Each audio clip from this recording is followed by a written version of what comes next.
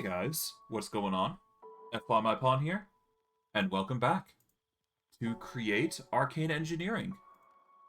Since we last left off, if I do recall correctly, we had managed to effectively get all the materials ready, or at least the majority of the materials ready, for making the machine that creates bottled time. For this stream, what we're going to be doing is we are going to be making just a simple beltline that is going to construct said resources into a workable bottle of time. But beyond that, we'll probably get into creating some new magical spells. We'll try and create some new magical effects into a nice uniform book. And by the end of today's stream, we will have a repertoire of new spells to work with, be they combat or otherwise, and we will see how things pan out. But I digress. Without further ado, let's get into things and see what happens.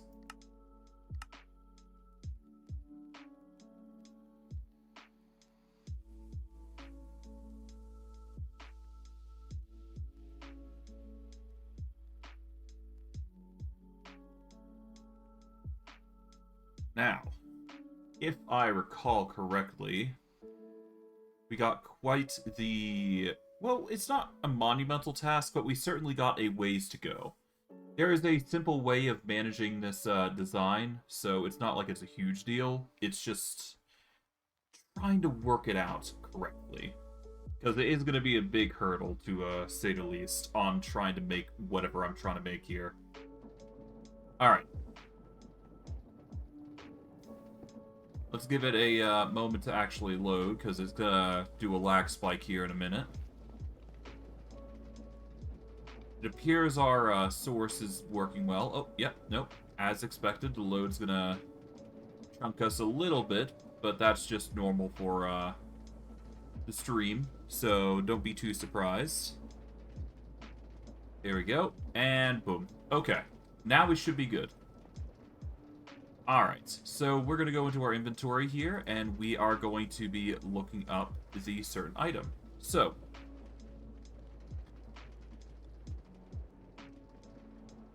time in a bottle.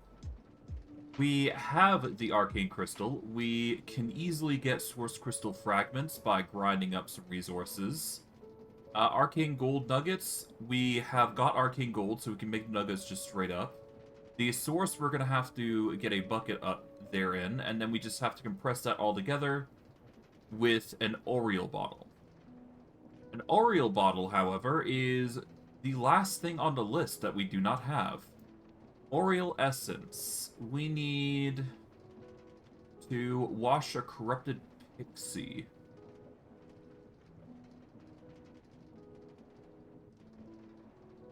Hold on.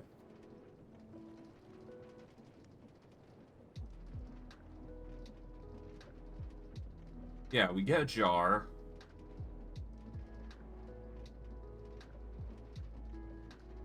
And right-click it with a corrupted pixie. Okay, so how do you get a corrupted pixie?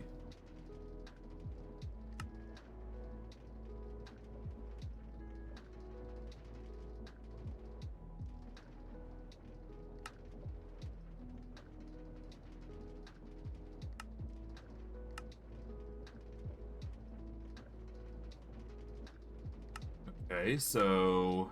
yeah.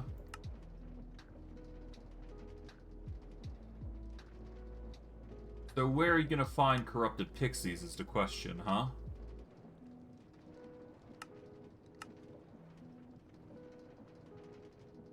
You got basically everything, we just need the corrupted pixies, so I'm not sure how we're gonna get those. But we do have plenty of Atrium jars that we should be able to make this work. We'll just quickly move what we don't need away into various areas. I'm gonna put this here, I suppose. Got the Arcane Gold here, we'll just put that in there for now. Then we need to get some more jars. We've got 2 Atrium jars, we just need to get the pixies. So...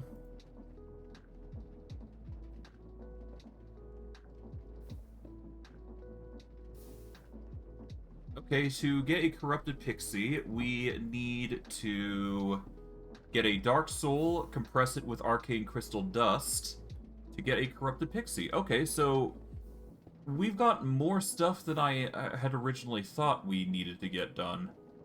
But thankfully we do have plenty of souls, so we can easily make dark souls. And then we can easily get this deploying process done. So it's not like it's a completely hodgepodge design that we gotta worry about. So, alright. So this is providing power for this. I really should just probably get something done, but whatever. We're gonna set up something in this area, basically. Regardless of whether I am going to be digging outside or not.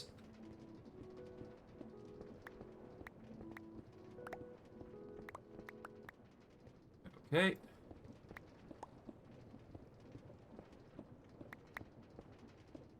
Just clear this up nicely. Put the silk touch away. There we go. Alright. So, for the process of getting a corrupted pixie...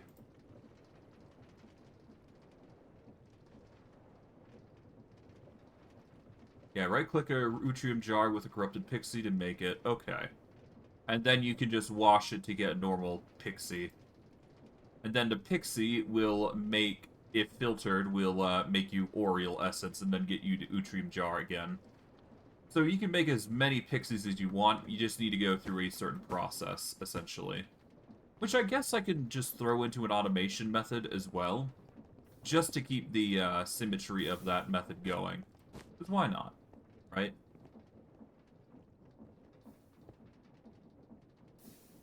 Alright, so for souls...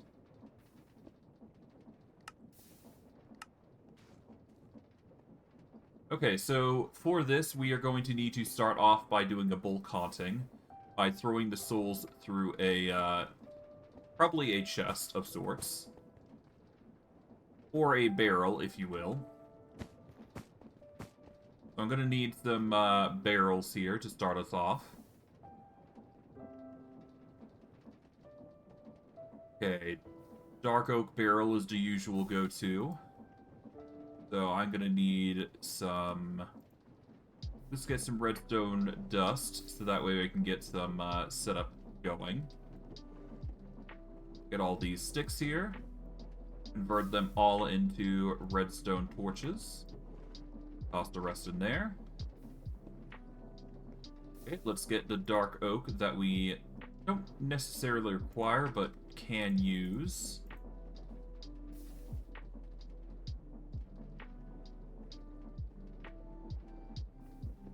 There we go, and from there, all we do is just this. Actually, hold on. Shift click. 13 should be plenty enough. Alright. From here, we just place the dark oak barrel here. This will be the area that we process these resources at. And then we'll have a fan facing this way to make the Dark Souls. At least that's the intent I'm going for anyways. Alright. Then we need to get some components to set things up accordingly. Gonna get some small gears, we'll get some big gears quickly.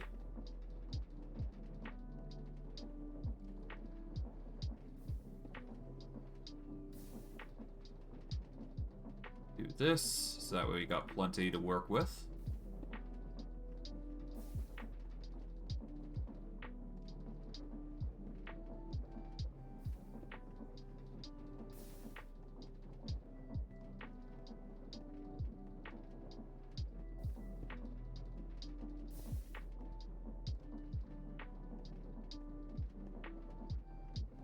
That should be enough. I don't necessarily need to do this, but it's for the best. And let's see. Brass funnel. We're not necessarily going to need a brass funnel. I'd prefer if I could do a andesite funnel, because those will separate each one into individual ones, which is arguably better in this instance. So we take the andesite funnels here.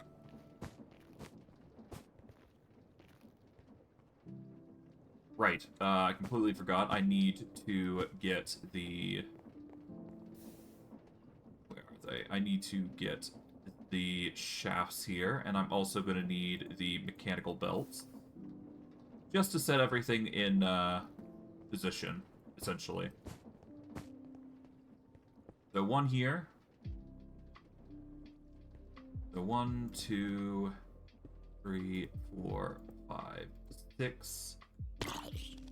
Oh. Might as well just play it safe and do that.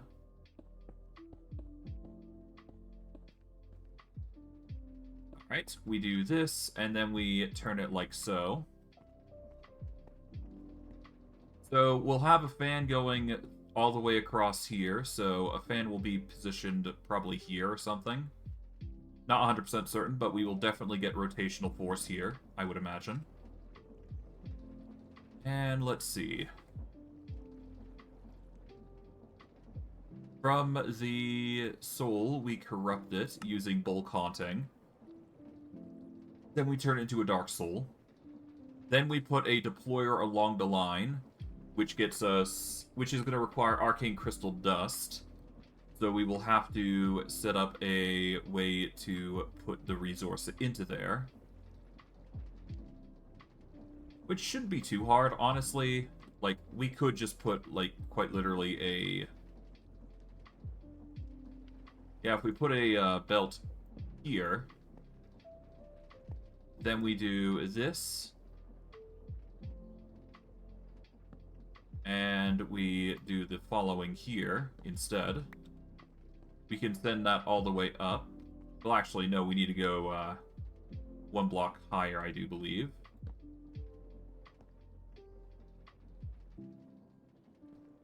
No, actually, we need to go a bit higher here, I do believe.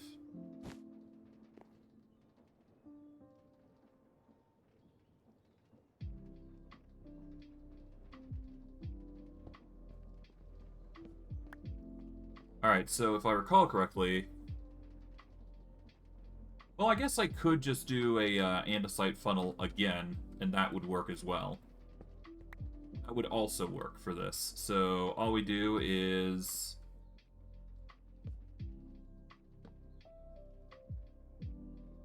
Yeah, so the deployer would basically be put there. We put that there.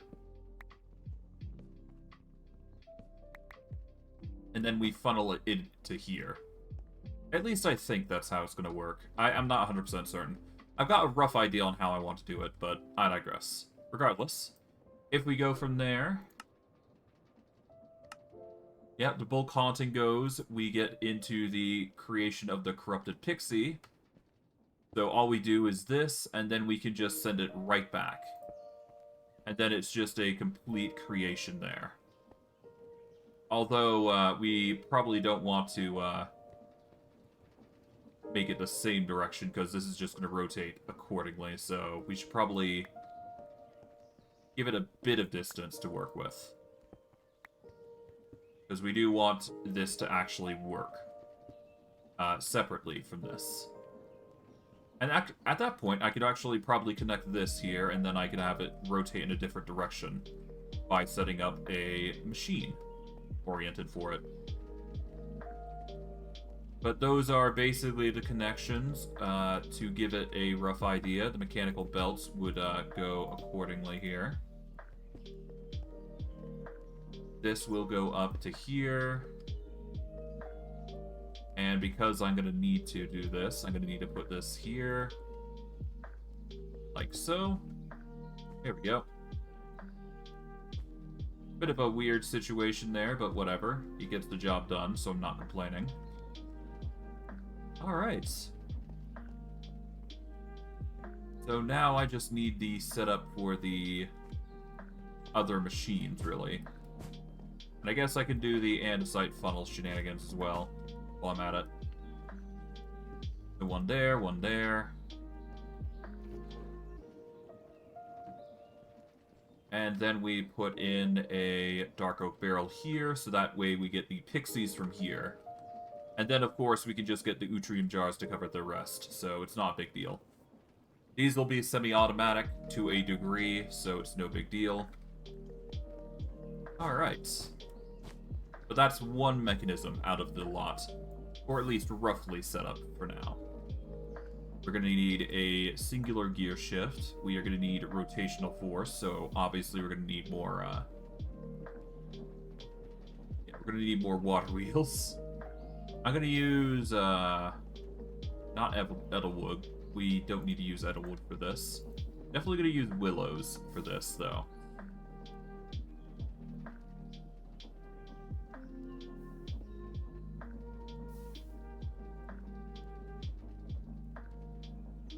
Okay.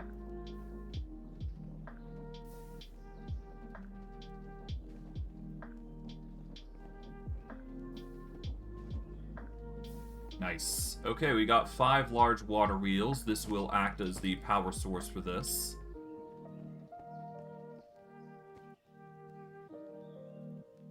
And I guess I will use some cobblestone to set up the area to a degree.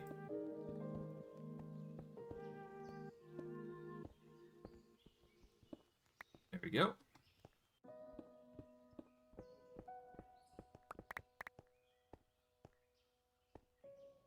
Alright, so from here, I guess the rotation, yeah, we just need to rotate it properly, so from here, yeah, so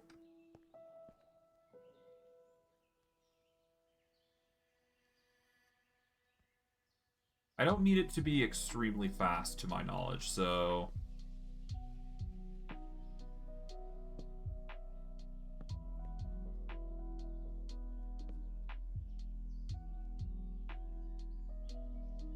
alright, let's put it like so. That should be enough.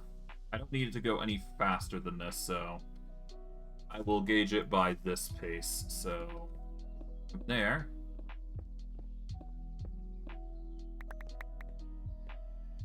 and we just put the water wheels in.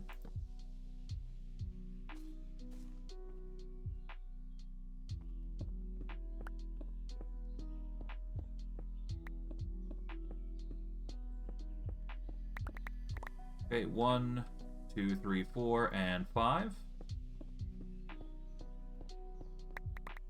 Then we just carve out accordingly.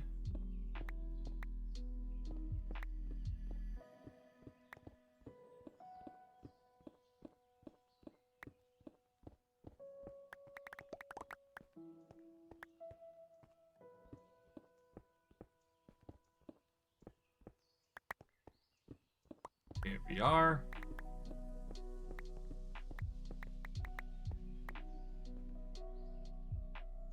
And let's just set up the cobblestone accordingly, like so.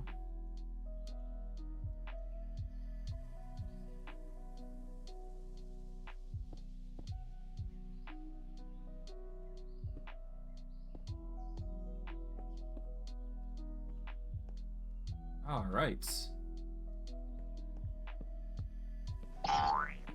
And there we go. Done. Thank you for the follow, Top Secret Agent. Much appreciated. Alright, and with that, we've basically secured the majority of the difficulty. Well, you secured the majority of what we needed to do here. Alright, we need to encapsulate this bit here. So my best bet is probably going through and wrapping this around here. Like so. We will close off this tidbit, so that way it looks a little bit more natural. We can just hop through here if we ever need to. And we should be good. I appreciate the thought, Top Secret Agent, but I'm not using a server to begin with. I am just running this solo, specifically. Alright. With that, we'll just enclose this area properly, and we should be good to go. Alright, the rest can be just andesite. There's no big deal with not doing that, and there we go. I guess I can quickly get a nap in while I'm at it. Well, no, there's no need to. Okay, and with that, all we just need is water. So, yes, we'll have to get some water, and then we'll be good to go. And that'll be the next part that we've basically got done. So we need to get some water buckets here. Pretty simple stuff. We can just easily get an infinite water source and we should be fine, as far as I'm concerned. There we go.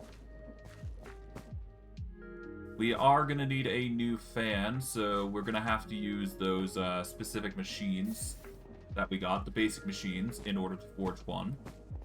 But otherwise, it shouldn't be that hard to make. I'll quickly just put a infinite water source through here.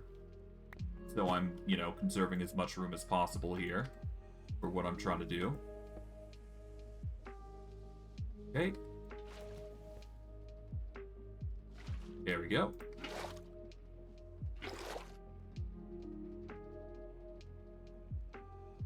And there we are.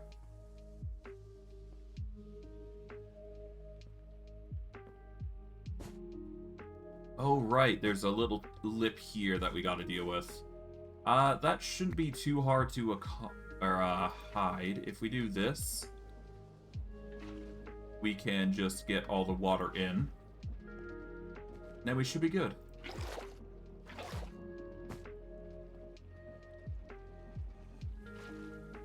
Now, of course, I could rotate in the other direction, but I'd rather not if I can help it. So we'll have to find another way to hide this stuff, but I digress. Andesite will cover this bit here. That'll be fine. And we just gotta find a way to get the rotation force going the opposite way. And I guess I could, yeah, no, all I gotta do is just find a better way to go about rotating things here. That's all. And all I gotta do now is just close this tidbit off because we've already got the water in. There we go. Now, we just gotta get the rotation for the gears correct.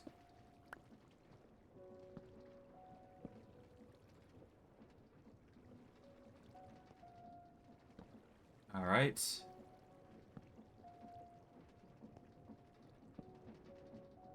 Okay, the rotation's still at the same speed, but we need the rotation to go differently. The easiest way to accomplish this solution is quite literally just reducing the size here a little bit, and we can easily just make that happen. So all I gotta do is just move this bag out of the way while I'm doing this. Put that there. Yeah, no, the rotation isn't going to cut it here, so I'm going to have to find a better option here.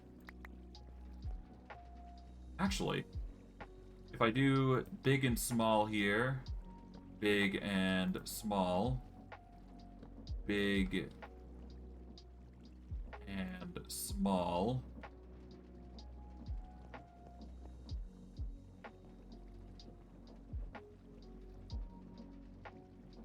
well, I guess I could just... Let me try a different method here.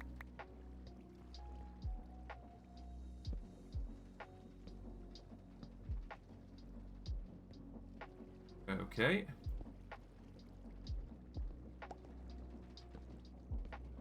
There we go. And that would get the same rotation that we're looking for. Just do that. If we rotate it the other direction, that might be better for us, so I'm going to quickly go about it that way instead. Not the most ideal circumstance, but given that we've got a limited amount of room, it's probably for the best. There we go.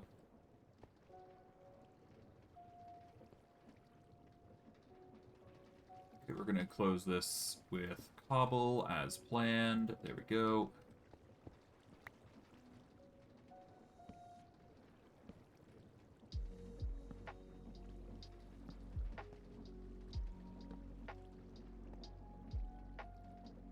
Oh, right, that's gonna rotate, huh?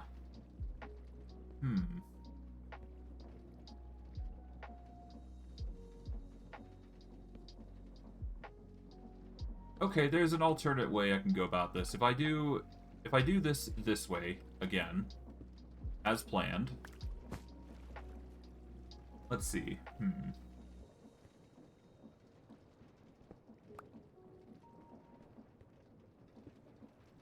Okay, that would get the proper rotation going for this, right? So we get that going that way. Now, what can I do here?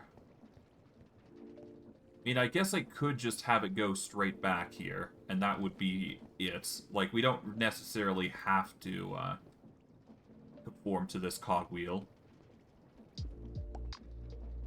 All we gotta do is that, and instead we... Oh, right, this would contradict it, though. Although that said, it doesn't have to work like that. We could just... Oh, that'd be a bit awkward, but it could work.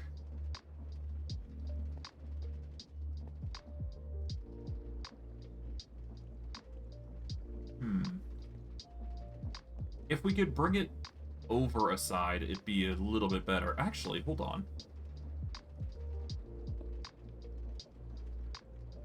I might be able to make this work. Keyword might. But I'd have to extend the, I have to hope that the extension here works as intended. For the andesite container. Or at least the andesite thing I got in mind, anyways. We take one of these propellers, because we're going to need it for the processing of the machine. We'll take the 2 andesite machines. I've got something in mind. But whether it works or not, it's hard-pressed to say. If we make an andesite tunnel, and then we make our propeller here, there we go. We should be able to make this work. Alright, so first and foremost, we need the encased fan over here. Because we need to fire here to blow here. So we need to give this a rotational force at some point.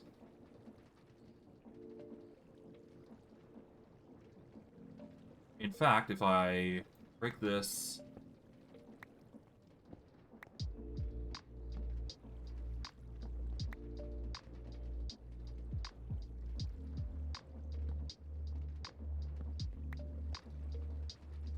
I can't place a gear there. That's the unfortunate bit.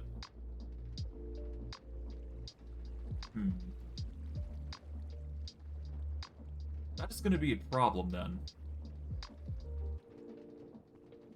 Because I kind of need it there, otherwise it's not going to work anyways.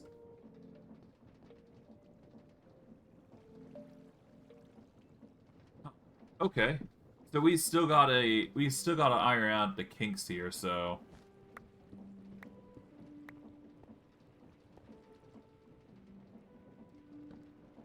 So if I make it here, we can do that. That's gonna not work for our purposes.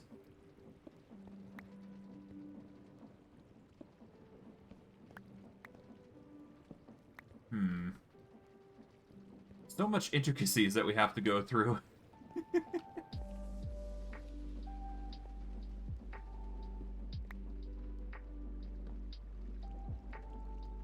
Okay.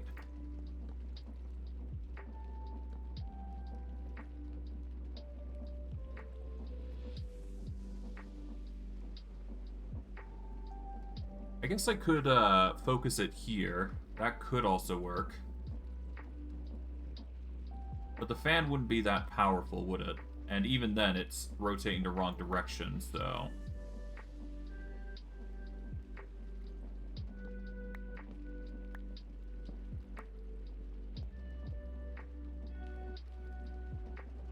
So we need it to rotate like this, essentially.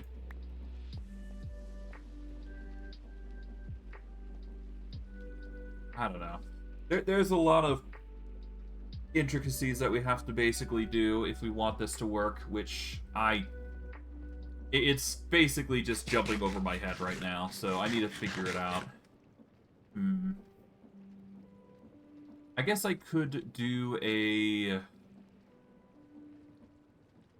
Maybe not a gear shift, but I can certainly do something here. And it should work. Alright, the core of it is that I need the fan to work, so I need the fan to be right here. For this to work, I need the fan to basically be up a level here, so the ideal spot for the fan would be on top of this block. So we want it here. The faster the rotation, the more power we can give it, so... Ideally, we want this to go here.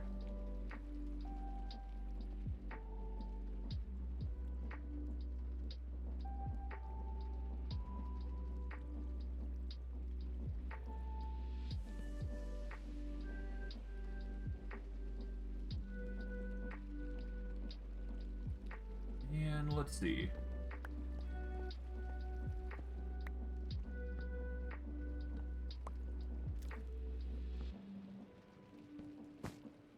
If I do it like this, then I can get a gear shift going upwards, I do believe.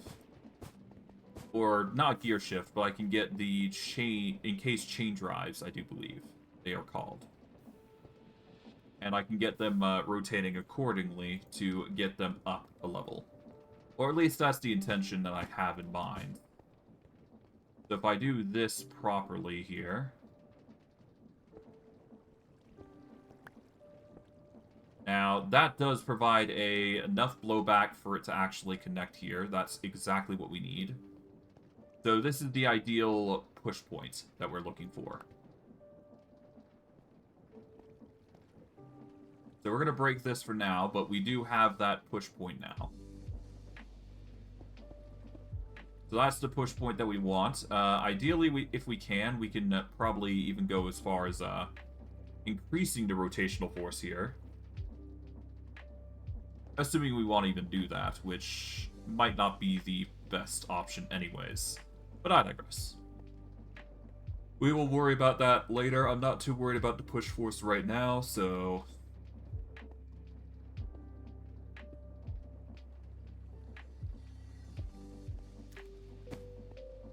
We should probably get the rotational force here set up.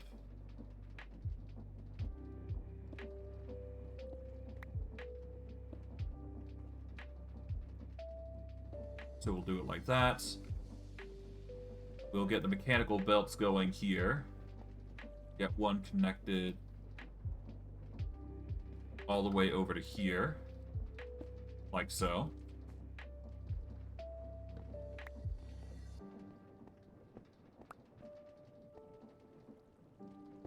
Okay, so this is the ideal situation that we're looking for, basically, right?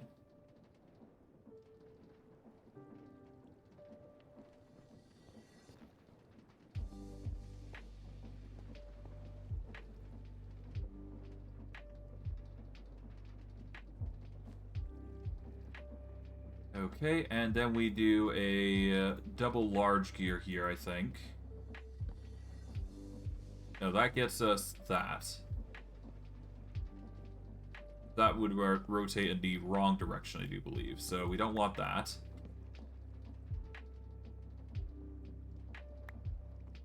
So I guess this would be better? No. That would not help our case.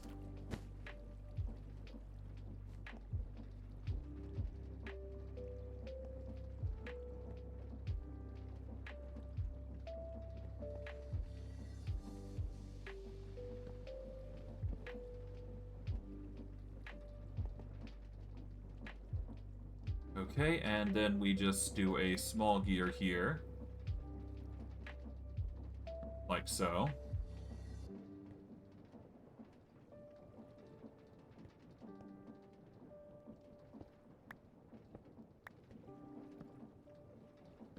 If we do it like that, that will be a better solution for our problem. There we go. That'll get the rotation going for this as well.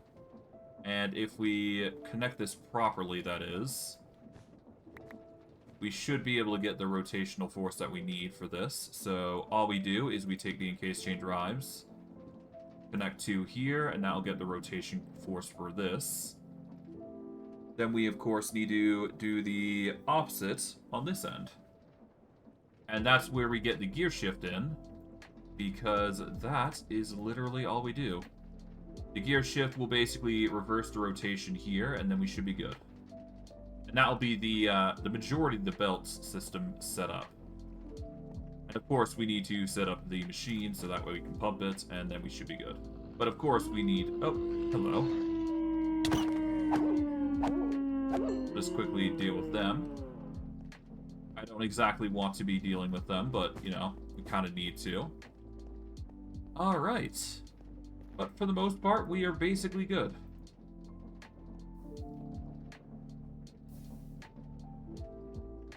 Alright, so all we need to do now, if I recall correctly, is just...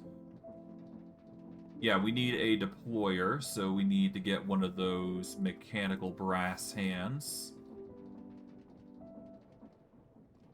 We are going to need a mechanical press, but that's all in due time. But we do need the deployer here, so we need to probably make some more hands, is what I'm thinking. Or at least that's what I'm going off of, really.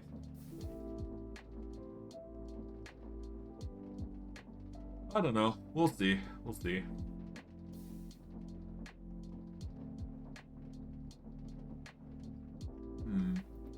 Do we have the materials for a brass hand? Well, no, we have the brass hand. I'm just not sure if we have the andesite for the machine. At the very least, I know for a fact that we, or at least I hope we have enough for the components that we're looking for, because we are running low. Oh, here we go. We got plenty of mineral, actually. We're going to want to make a bunch of slabs for mineral.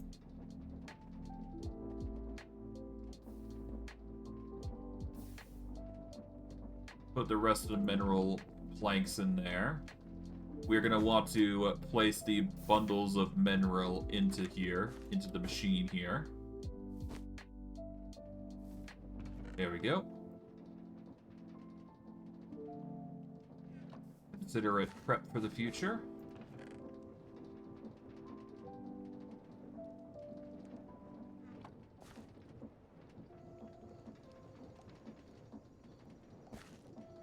And because we have the infinite saw, we don't need to worry about durability, so there you go. And we can easily get enough parts here for a single kinetic mechanism, which is exactly what we need. Yes, we need one mechanical mechanism, as far as I'm aware. Could be wrong, though. Could be wrong. We need to go in here. And we need to get an andesite casing. Just one should be enough for this. Here we go. We get the andesite machine. Then we go into here. Combine this with the brass. Get the deployer. And with this singular deployer, we set it up on the belt like so.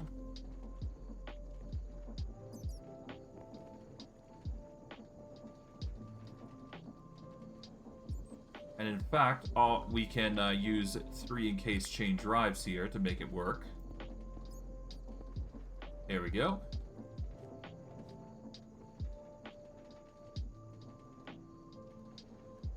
Alright. Now, of course, we just need to set up a machine that accepts resources into it.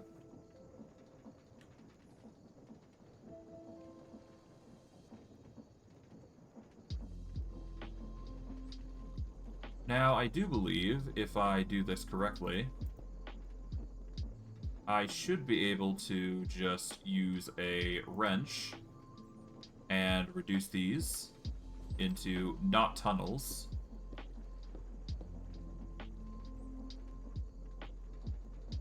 Let's see, hold on. Andesite tunnels can be used to cover up our belts. Okay. And whenever an andesite funnel has connections to the sides, they will split exactly one item off any passing stacks. Interesting.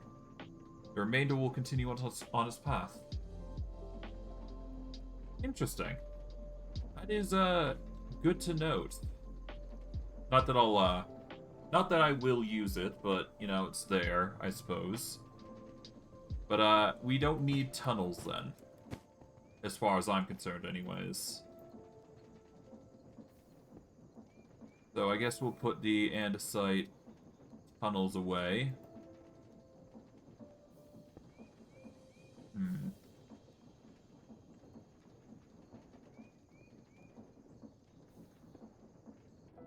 I need anything else here? Not really. I guess I'll take these so that way I can make some more andesites. Yeah, let's make some more andesite areas. Well, andesite machines so that way we can quickly quickly use them to make funnels, which seems to be the majority of what we're trying to do here for the most part. Take these. Boom. 3 andesite machines.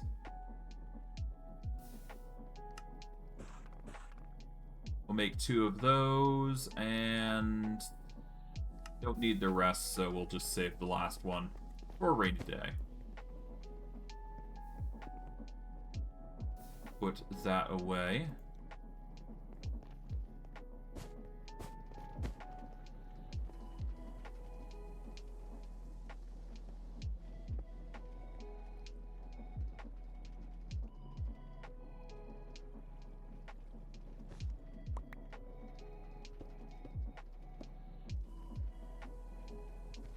All right.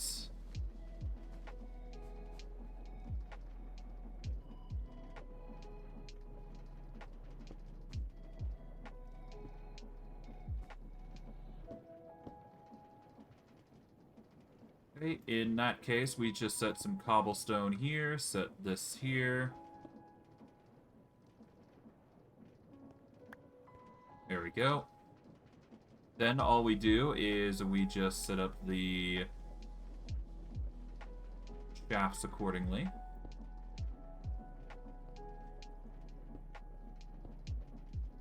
Alright.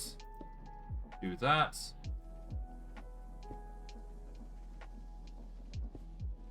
There we are. That'll pump into this deployer as intended. Good. Then we just need to set up the encased chain drives here. We'll set up 2 here, so that way it goes in accordingly.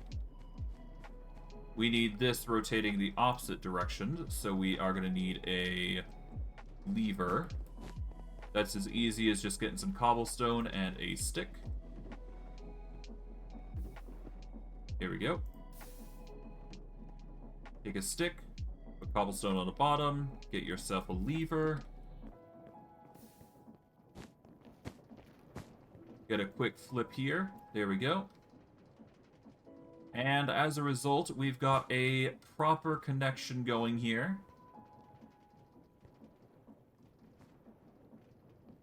Although I'm a little worried because of that power bit here.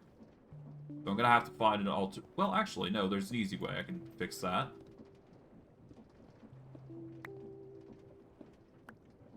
Put it on the bottom.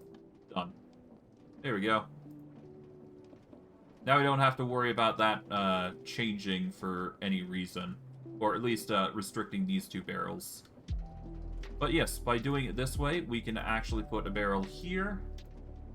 Then we can place another funnel here, and that will bring items into the area. So all we do here is we put in certain resource here, put in a certain resource here, send them through, make sure they're getting corrupted, and we should be good. So now we just have to get a corrupted flame, and I do believe that is just soul sand on fire, or soul soil on fire.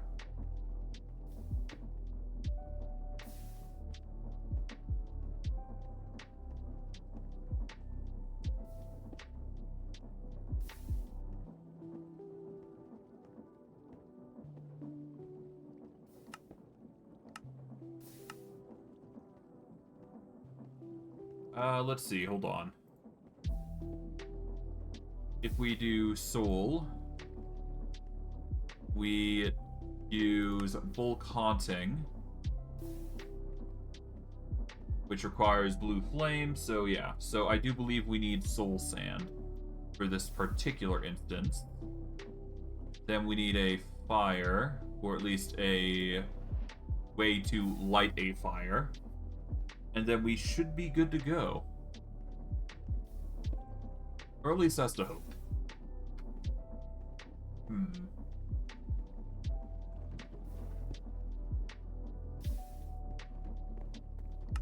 Let's put everything away for now.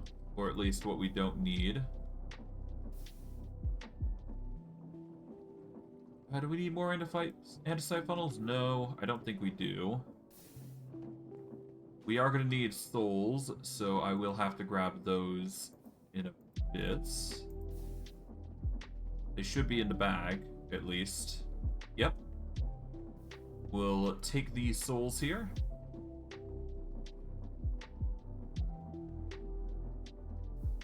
And so we got the soul sand. Do we have any sort of light? I don't think we do. Not on hand, anyways. Here we go. Flint steel. Now just to confirm. Yep. Just had to check that the blue flame was necessary there. It was. All we do is just place this.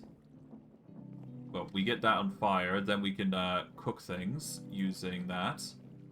Place the encased chain drive there. Light this. There we go. We've got bulk haunting now. We are going to suffer a little bit of darkness if we go through that.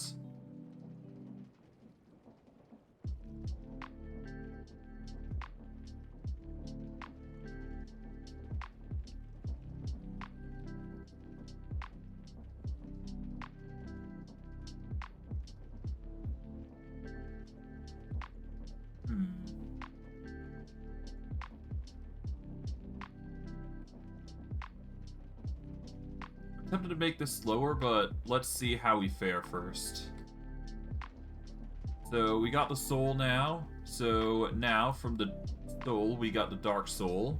By converting it with arcane crystal dust, we can get our hands on corrupted pixies. So now, all we gotta do is we just got to get arcane crystal dust, which we should have in excessive bulk. Yeah, we got plenty of arcane crystal.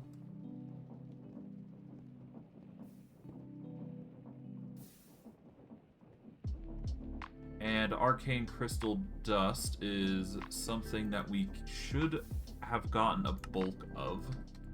Or at least I hope we would have gotten a bulk of.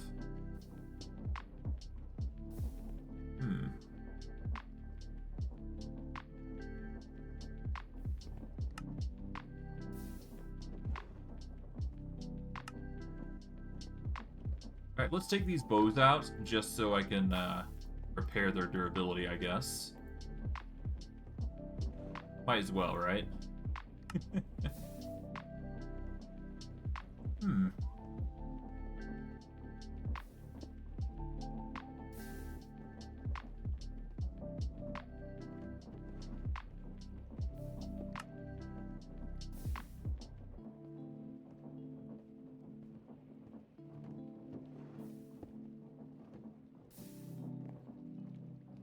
Am I certain I have Arcane Crystal Dust? I don't have Arcane Crystal Dust, I don't think.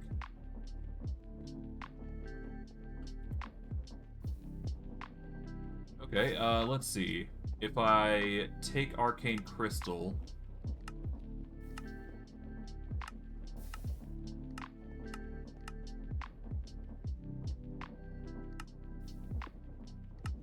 Yeah, no, I went harvesting and I got a bunch of Arcane Crystal ore, didn't I?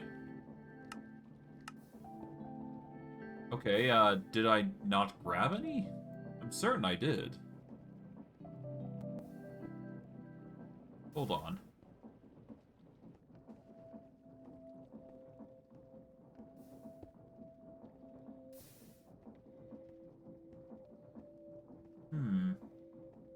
You know, I'm certain I got some.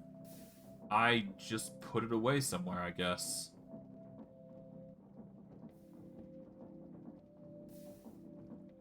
Or the sorting basically got rid of it. At that point, I guess that makes sense. So that would mean that the Arcane Crystal ore is actually somewhere else.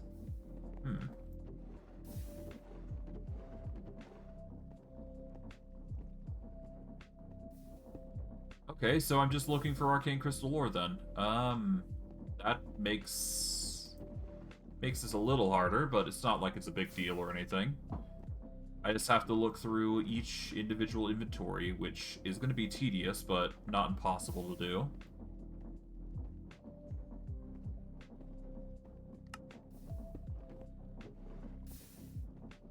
Okay.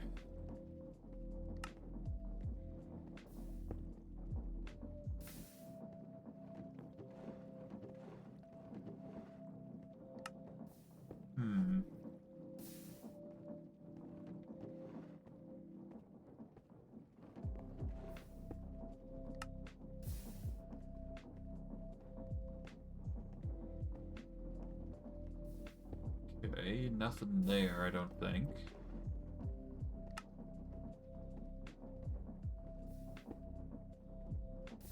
Nether quartz ore, but no arcane crystal.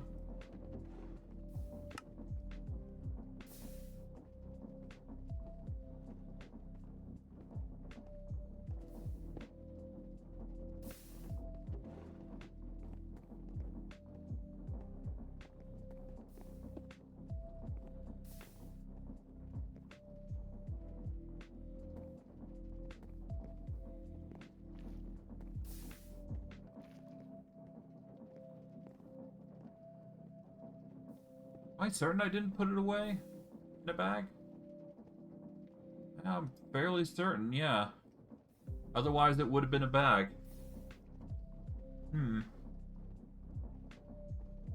Well, I'm disappointed to say that I don't know where I put the ore, because I kind of need that ore, don't I? And I collected a bunch of it for this particular reason.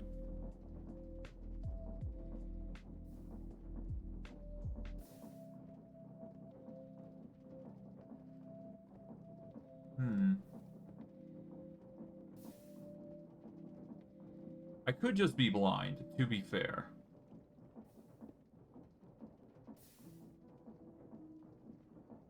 I could just be tardy and it's just hiding in one of these crates and I'm just being blind. But I'm fairly certain I have it.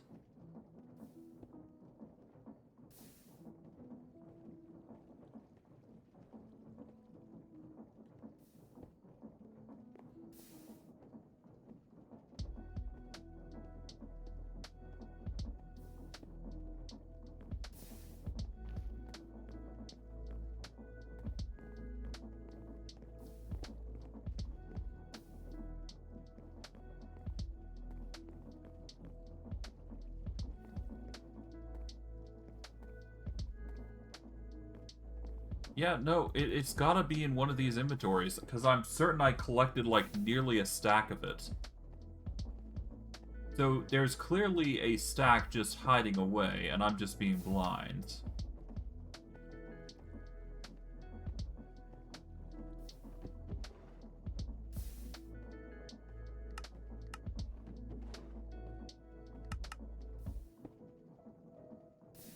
Hmm.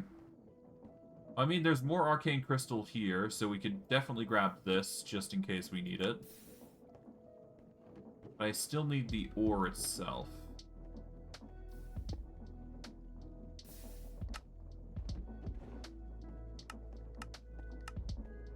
Hmm. Yeah, nothing there. Nothing there.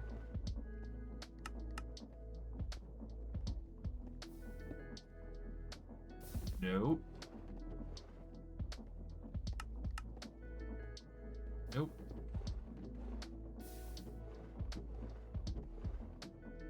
Okay, yeah, no, I don't know where it went. I thought I had, like, a bulk of it, but I guess it just decided to up and leave. For whatever reason. I'm a little disappointed in that fact, so that annoys me to no end. But I mean, I can't really do much about it. It's not like I can really change what's gone down, right?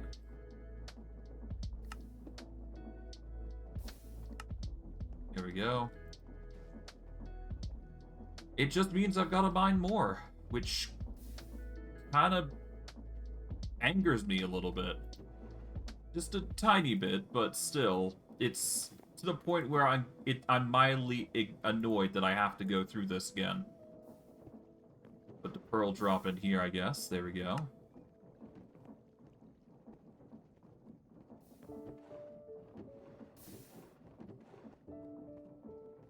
Alright, let's put the creeper heads away. Shuriken can go away. Need this. Throw into dark oak barrels, because I'm gonna need to do that anyways. Are you sure it's not in my inventory? Yeah, no, it would have been in my inventory if that were the case, wouldn't it, right?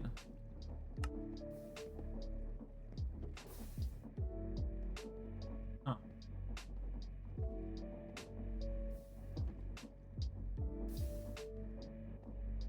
Yeah, this is a weird anomaly.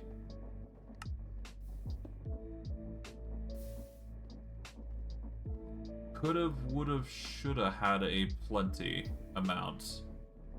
Or plentiful amount, I should say. I'll stuff everything away that I don't need for now. There we go. Nickel belt can go away. Keep the barrel, or those. I sure didn't process them for some... Wait. Hold on. I think I know where they are. I think. It's been a while. Yeah, no. There they are. I had already cooked them. I just didn't realize it. I apologize completely for that. I completely had a brain fart there. Okay, I was fairly certain I had some. I just wasn't sure where. So it's a good thing that I managed to find it before it became an issue. Regardless, we now have the materials that we need. We can put this in here, put the majority in, without too much hassle, I would imagine. Put those there. And all we're going to do is we're going to put 32 of these in for now. Just to start us off. There we go.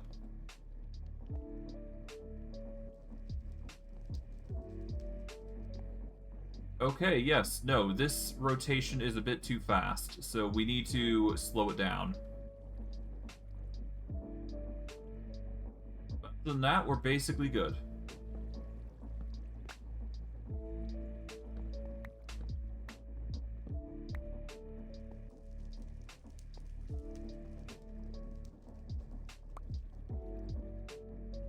Okay.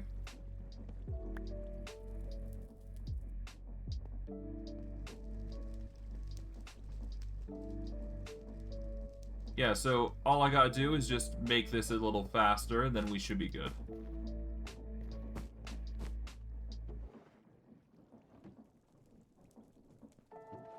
Put the rest back in there. We're gonna quickly go through here to grab these cogs here. There we go. Now we just gotta reduce the speed, essentially, of the pacing here. So, all we do is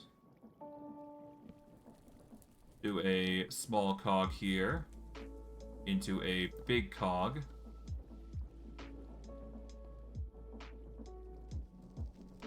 And then all we... Oh.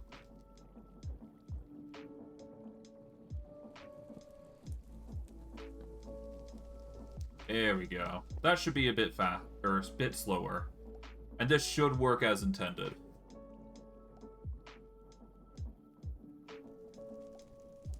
Yep, there you go.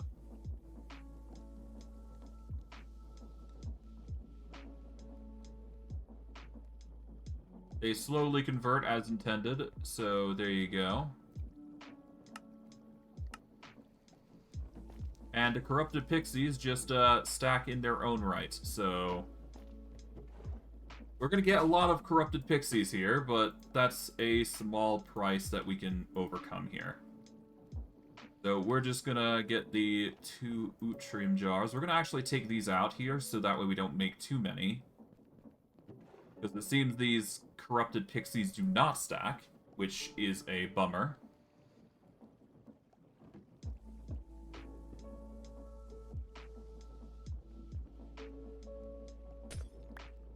Alright, there we go. We've got 2 Atrium jars now.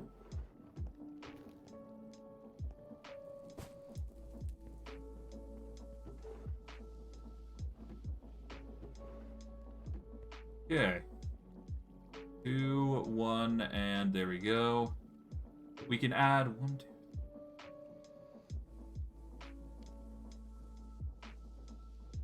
We can add 9 more. But other than that, we can't really do more, so I'm just going to add those 3. I'll put the rest of the souls away for now, because I am going to need to deal with the Atrium jars now. So now we've got the Atrium jars basically set up, and now we can make the second phase.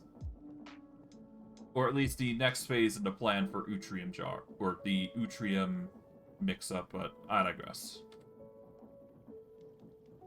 So, from the Atrium jars, which we can actually... We could probably just advance this entire thing properly. Because having the Dark Oak Barrel basically set up is always going to work out. We could just change this entire setup completely, so that way it just automates itself. But basically, from the Atrium jar, we put them into Atrium jars, and then we wash them from the looks of it by using the bulk washer.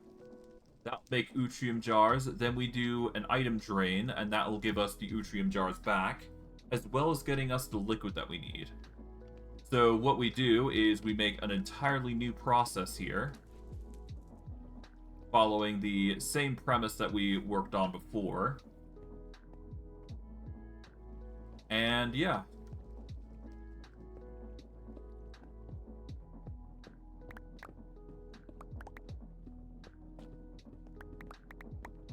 Okay, put that there.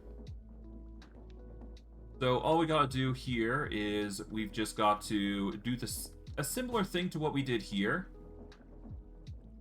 But instead we put an item drain midway through here. So what we do is we take the 2 spots, put an item drain on the 3rd slot, and then we drag the other items across. So basically, it's another 4.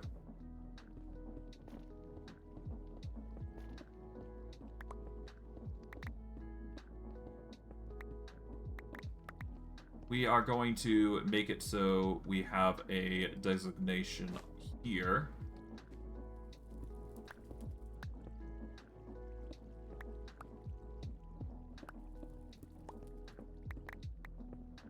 Here we go.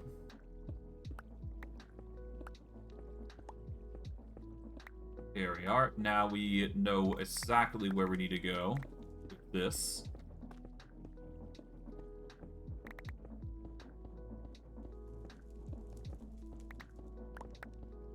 Okay.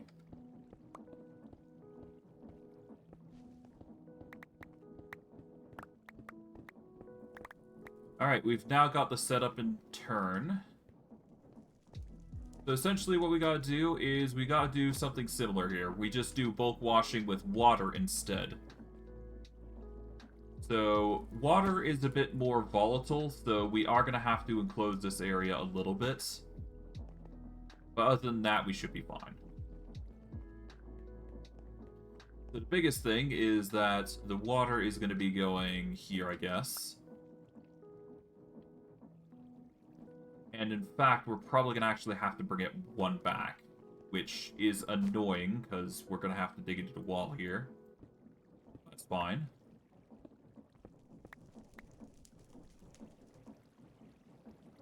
So we need to get the rotation here a bit faster.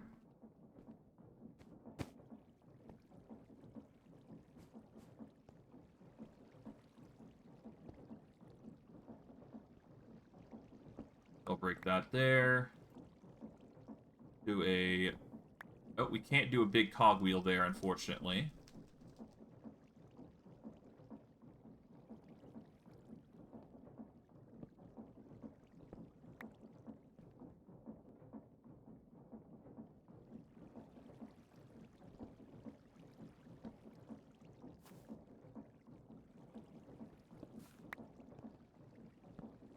Okay, there we go.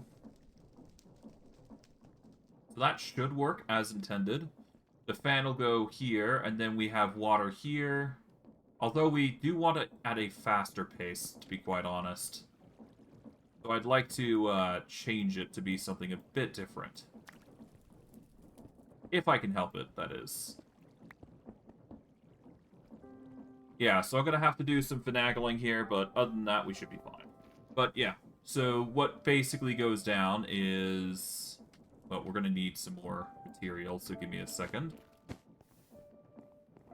We're going to quickly grab the shafts here. We don't necessarily need the full stack here, but we should definitely grab this. There we go.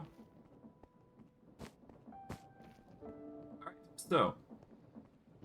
Once we get the Atrium jars in place, we basically set them through a cycle similar to this.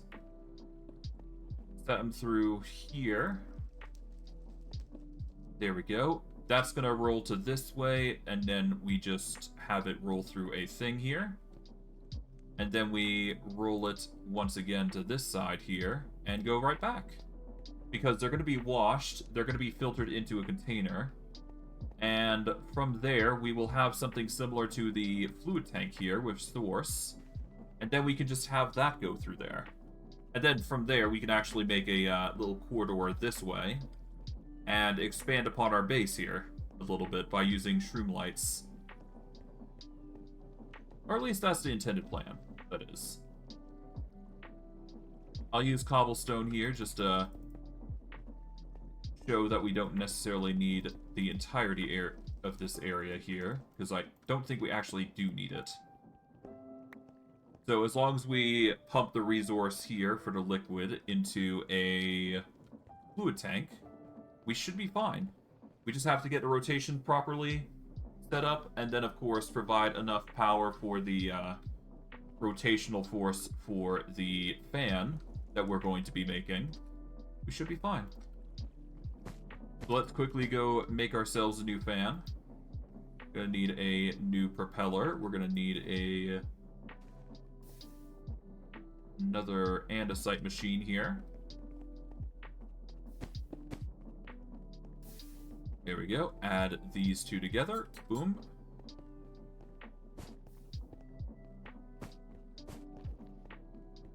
All right.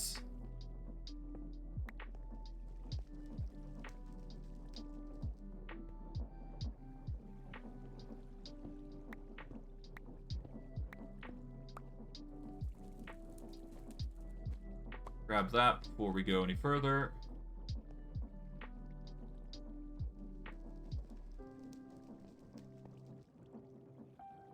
Alright. Well, with that, all we do is do a small gear here.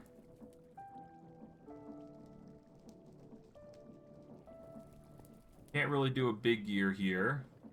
Although, that said, we could do a shaft into a big gear, like so, into a small gear, like so. And by doing it that way, we can get the encased fan here. Now, if we can rotate it to an opposite direction, that'll be perfectly fine.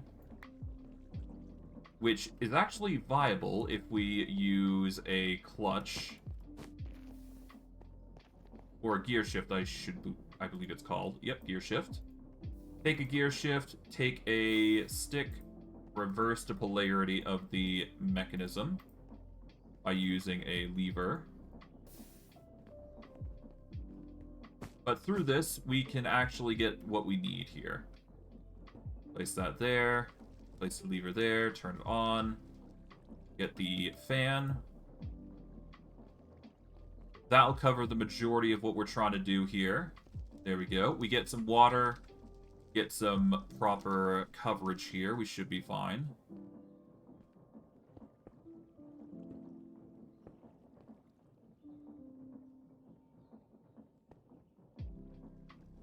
Alright, and with that, if we do a gear here, we can do a gear here to get the rotation here going.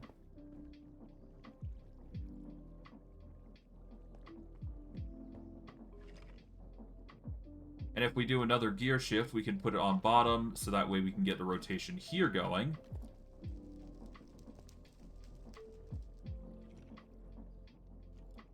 Okay, yeah, no. If we do another gear shift here, that should work. Alright.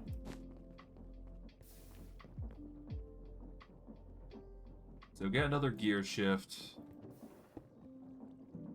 Get another stick here.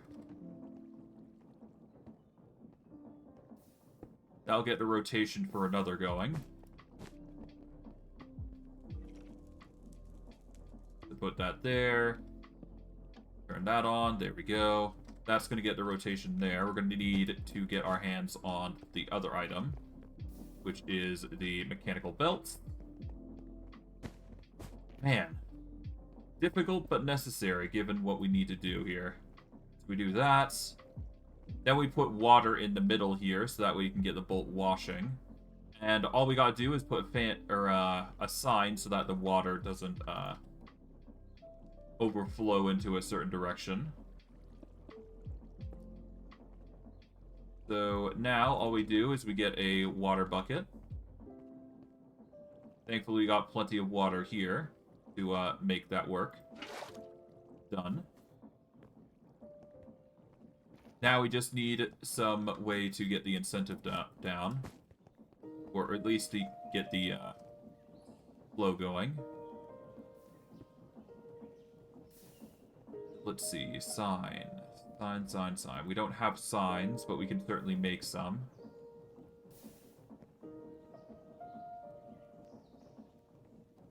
Let's get a singular stick. Make that work.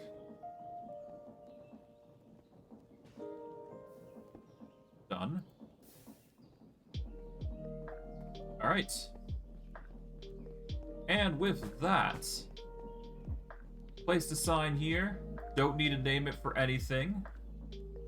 Put the water there, and now we've got bulk washing going. Perfect. And by doing that, all we gotta do is just set that up. Put in the barrel, which should be in here. Yep, there we go. We take the barrels here. Set one here. Break this. And close this area using andesite. There we go.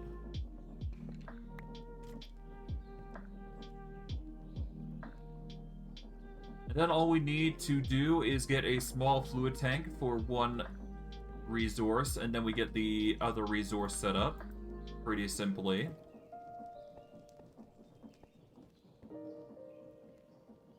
And all we do here is... Oh no, we can't do that, sadly. I wish we could.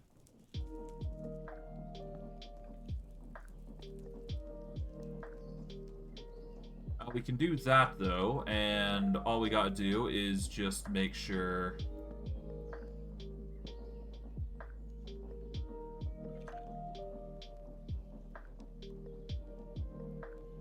Yeah, all we do is that, and then we can get the rotation going by doing this. There we go. Oh.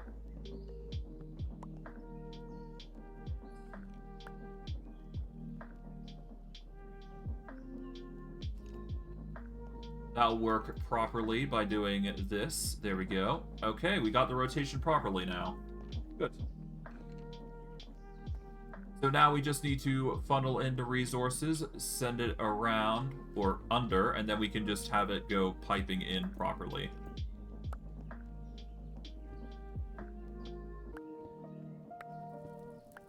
Because that should work as intended now.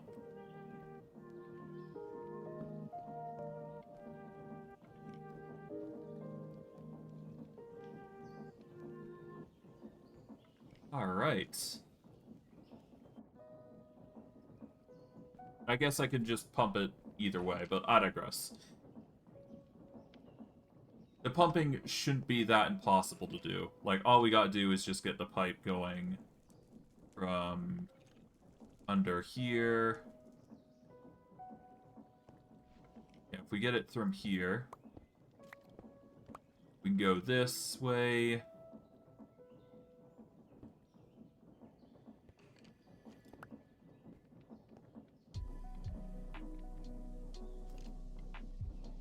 Yeah, then I can just go from here and then pump it through. Yeah, that shouldn't be too hard. It's a bit of a wonky design for the pipe that I got in mind, but it'll work, is the thing. So now we just need a drain.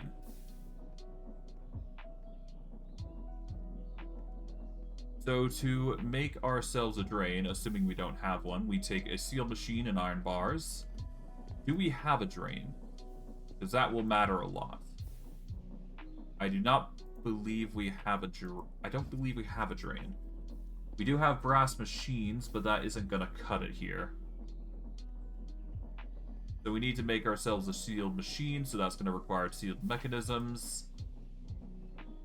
Basically a whole slew of stuff. We're going to take 2 andesite stacks here, because I could use these to help my production here a little bit. All we do is put a stack of each andesite in there. Eat some Thorspberry roll.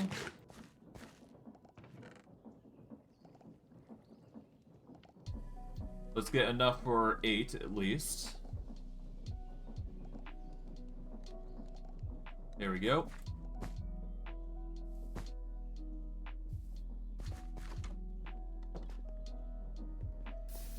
Oh, right. We also need the rubber, don't we? Yeah, we'll take the rubber while we can.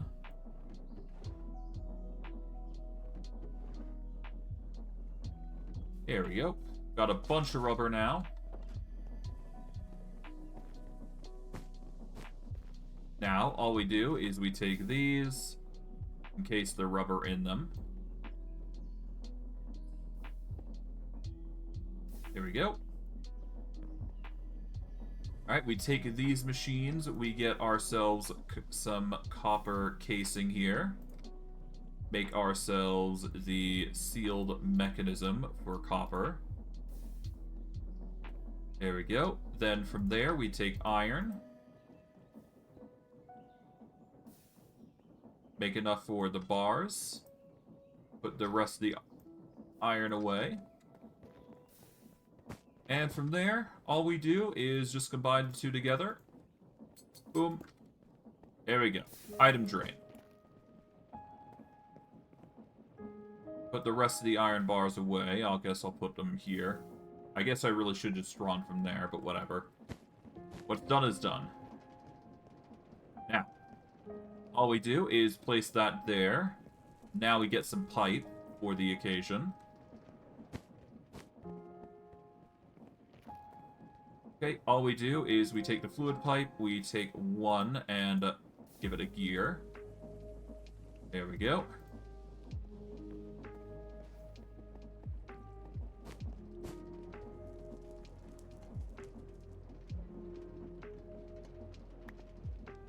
And all we do is just give this a spot to work with. That's going to rotate that direction. So all we do is just do that. And then once we get the proper setup for this, we should be fine.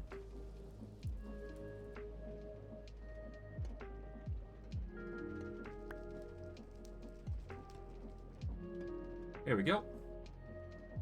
The pipe will basically funnel all the resources down through here up into this pipe, and then we get the small fluid tank, or at least we make a new one, and we will use that as storage. Alright, so let's make a small fluid tank. It's going to require some more sturdy sheets, more iron bars, and some glass. So, 4 sturdy sheets. We'll put the rubber in here for now, because I can't really think of a better spot for it. Alright, so 4 iron bars. We need 4 sturdy sheets. So, we need more compressed iron. Okay, how do you make compressed iron then?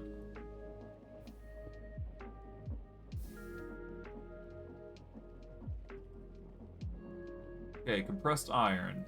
You can use explosion crafting to get it done. Okay. Well, we do have plenty of TNT, so it's not like it's a huge deal if we do it that way. So I guess I'll just quickly get this. I do have flint and steel. I just don't know where I've put it. I guess it's somewhere around here, I imagine.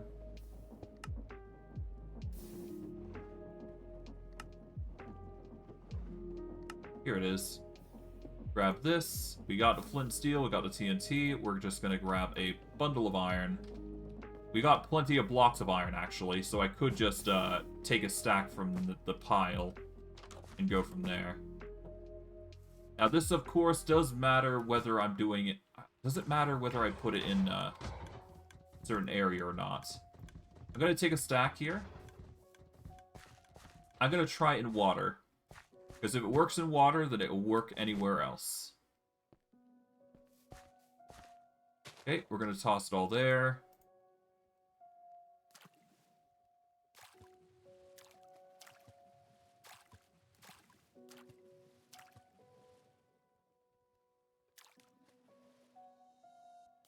There we go. Now, let's try it.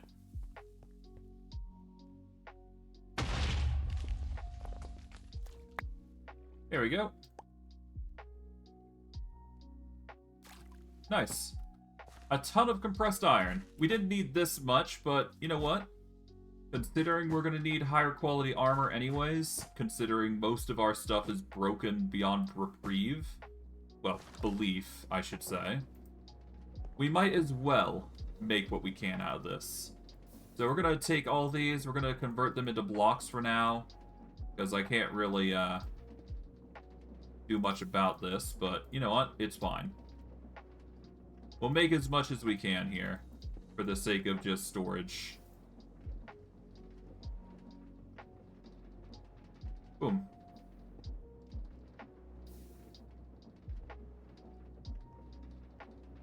Alright, let's get a quick nap in so that way we got the resources set up. But yeah.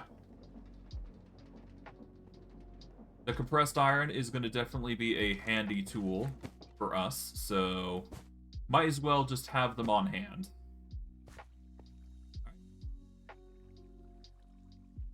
So all we do is just take 4 of these, compress them, then we can turn them into a container for us. We can also use them for other things if we so desire, for blocks of compressed iron. We could also make pneumatic legs if we really wanted to, but there isn't really a need to.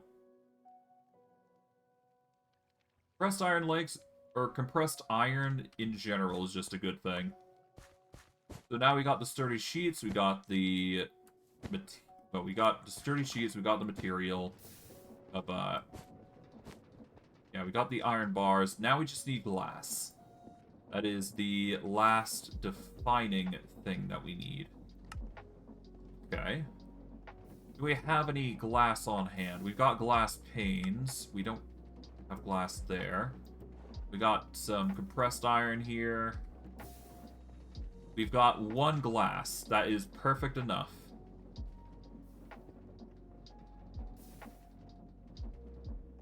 That will do us. There we go. Take the small fluid tank. And all we do is just place it there. There we go. There we go. That's going to store the liquid parts of the machine. Let's see. We are going to need our containers. We're going to actually put the barrel here as well. There we go.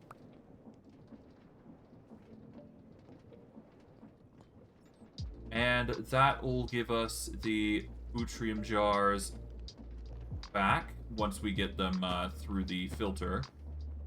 So now all we do is we take the andesite funnel here. We just need 2 for this. So all we do is place a funnel here. That's gonna slowly draw out or clean the fairies, and then we should be good. So all we do, take that out. Now, if I'm correct, yep, there we go. That's gonna slowly wash the Atrium jars for us. By the time it reaches the end, or at least halfway from the looks of it, yep, it just does that. Then it'll go there, dump out the resource here into Oriel Essence here. And there you go. That makes Oriel Essence, and we get our Atrium jars to where we can just take 2 more fairies. And just put them through the ringer. Now, of course, we'll need more Atrium jars to make this more efficient, but obviously, doing this is gonna help us quite a bit. So, yeah. As long as we have plenty of corrupted pixies, we can just convert these into Oriel Essence, and there we go. We've got ourselves a resource that we can work with. Alright, and with that...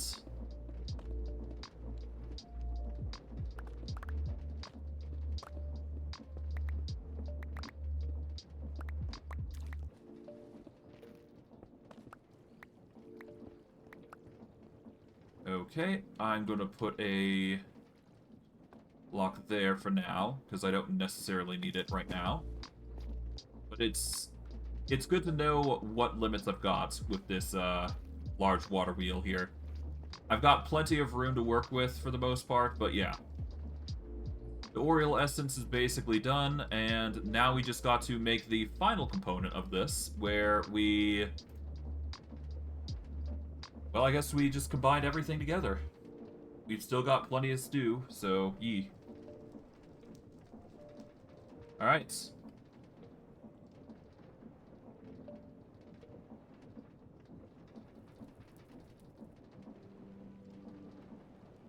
Alright, so...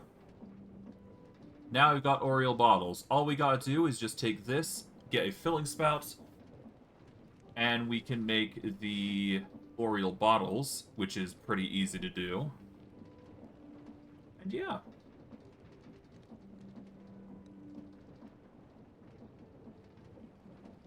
If we take the empty vials, pour in the Oriel Essence, we can basically do that.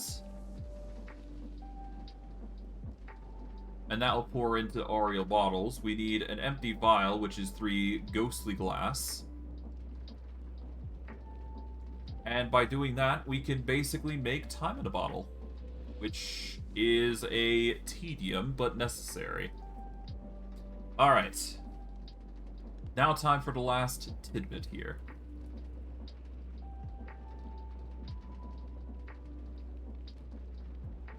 So... for this, let's see, we got...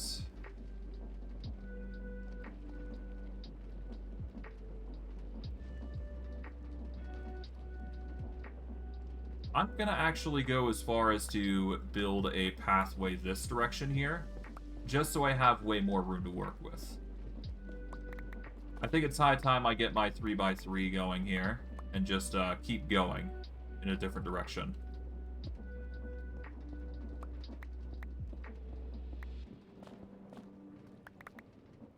There we go.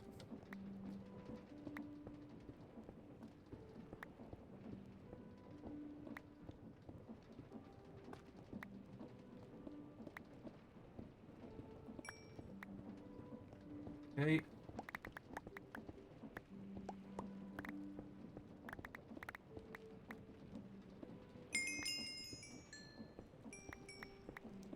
Yeah, let's just clear up this area, basically. That's all I'm doing here. The sooner I clean it up, the better.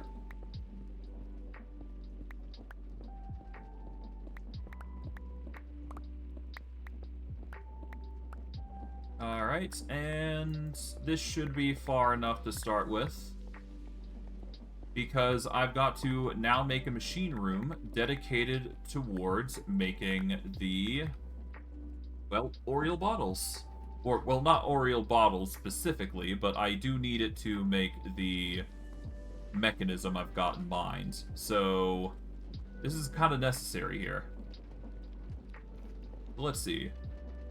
1, 2, 3, 4, 5, 6, 7. Okay, so from here, yeah, we don't need to worry too much about that. So we set that there. But we are going to need to at least give it some room. So 1, 2, 3, 4, 5. Let's go with 5.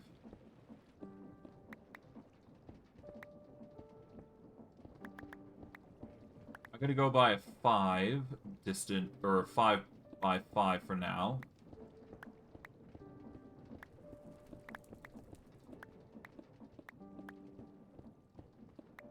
Yeah, we'll start with a 5 by 5, but I'm going to have to extend it, obviously.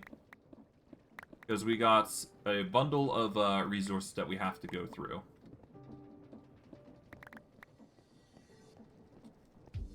Alright.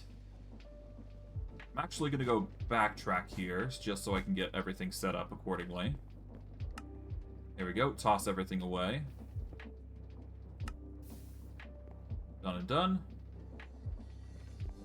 Alright. Let's begin.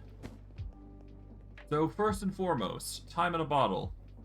We've got 5 items that we need to deposit into the machine, essentially, every single time we use it. So what we're going to do is we are going to make a conveyor belt that is going to drop in all the items that we necessarily need here into the said compartments. So from there, we can go from whatever we want. So here's how we're going to do it.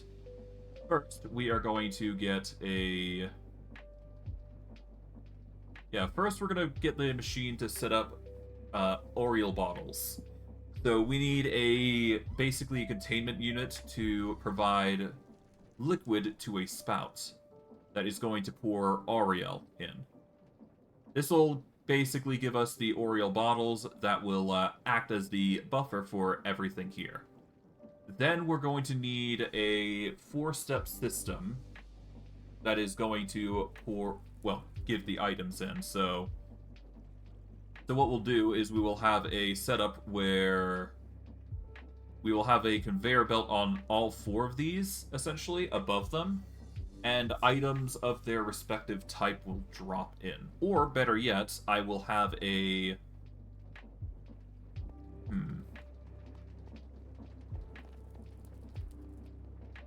If I put a specific filter in, I should be able to get the arcane... Or I should be able to get their items in. We'll have to see how that works, because I'm not 100% certain whether it will work or not. I don't know. We'll see. Regardless, we're going to need to use andesite funnels for it. Worst case, I will use brass funnels if I don't believe that's going to work. Regardless. With that, though, we basically take those items there, and then we have another liquid there, which will basically pour in the source, and then we just compress it, and then we have a full set. So it's basically a... If we take it into account, it's basically 1, 2, 3, 4, 5, 6, 7 steps, essentially. So we ideally want a 7, well, maybe not even a 7, a 9 would be ideal step process.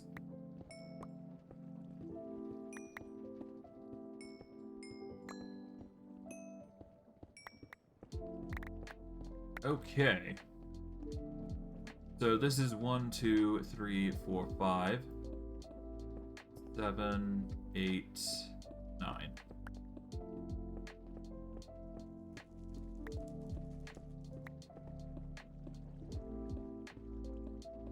Alright.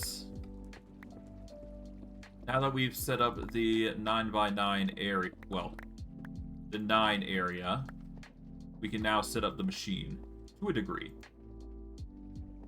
So what we need to do now is just get the material components, or at least the core components that will help us here along the way. We are going to need shafts.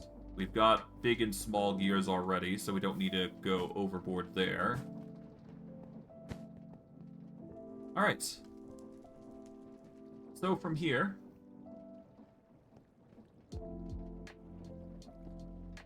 all we do is just place 2 gears down. There we go. We get one all the way across here. There we go. And it goes through into here. There we go. Simple enough. Now, the items will be deposited through here. So what we will do is we will set up a machine that will connect to here. And it will go... No, that won't work, really. If we extend this one floor back, we could probably do that, though. So let's do that. We've also got rotational force here, thanks to the gear. That's good. That means we can actually use that rotation there for our own purposes. So all we do is we just put the rotational force here. Connect that to there, to here, to here, to here. There we go. Alright. Then we do that.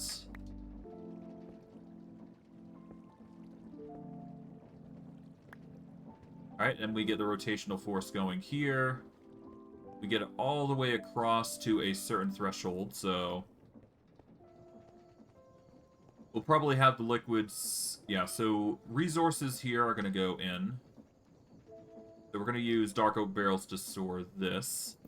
So resources here are going to go there. We'll get the resources going from here as well. And then if we really wanted to, we can actually break through here.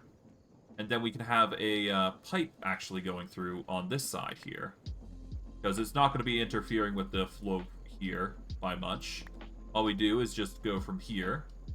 And then we will connect it to a spout that will be, I don't know, here, I suppose.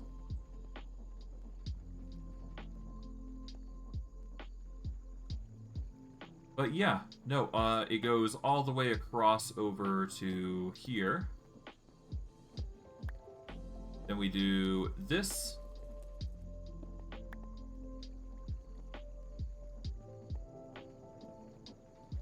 Yeah, so it goes up to here, goes all the way across, goes to here.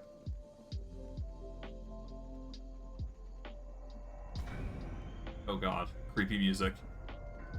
I'll quickly go put some lights in, just so I have it. Hold on.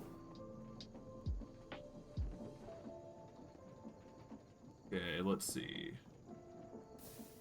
Normal shroom lights, not what I need. Here we go.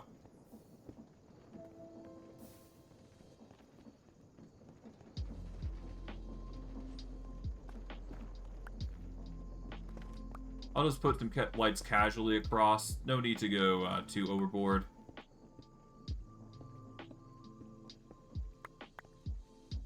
Okay, There we go.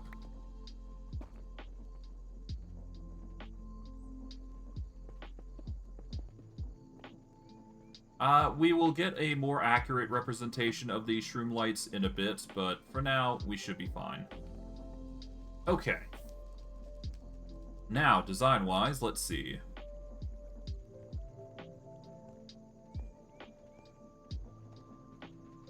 So yeah, the rotation will go there. This will go all the way to here.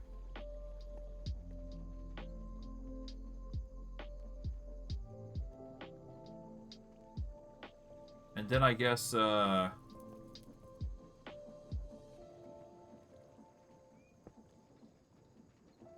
if I do it this way, then I can put a,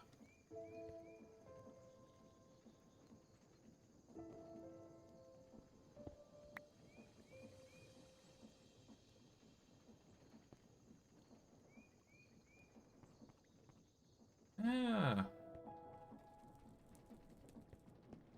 I don't know.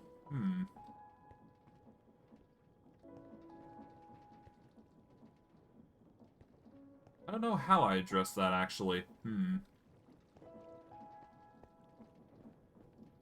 Ideally, you'd want it to be here, but that's not going to work because you need two to actually connect to here as well.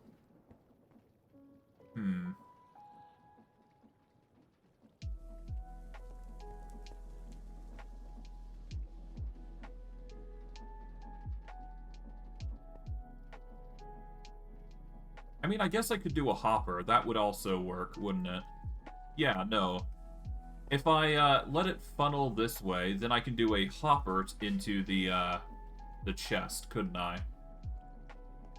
So yeah, if I put a hopper here, it basically go into the barrel anyways. So there you go. Okay. Okay, I got my resolution there, so all we do is put a barrel here. And we got a barrel here. So essentially, these two barrels are going to be dedicated towards one area, and this will be dedicated to another. So what we'll do is we will put a second barrel here for the other essence, which is going to be the source, essentially. So we're going to actually make, yeah, we're actually not going to. We're not going to need to make tanks, per se, but we are going to need to make the alternative tanks. So, something from, I don't know. Honestly, all we need is, like, smeltery tanks, if anything. We could do skystone tanks. And it's also an option. But I think it's better if we just use a, maybe not a seer tank, but something similar.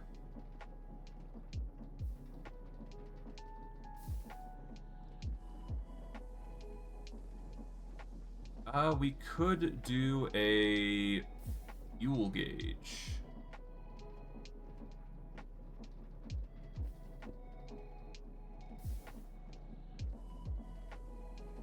Contains liquid when broken.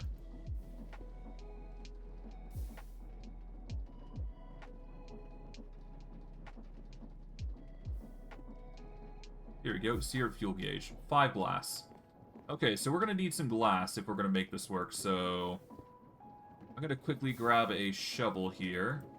I do believe we have one that's got, like, we haven't got one that's better than what I'm thinking of. Hold on. Here we go, vein mining 3. This is exactly what we need.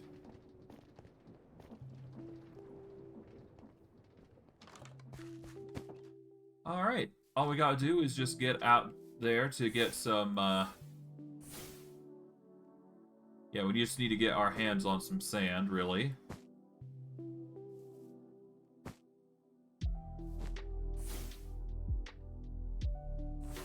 Here we go. We'll use this as a means of getting sand. Here we go. We'll just gather what we can here.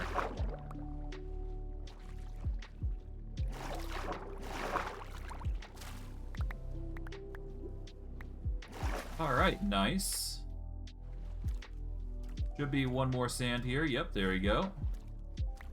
And if we get one more, we should be perfectly good.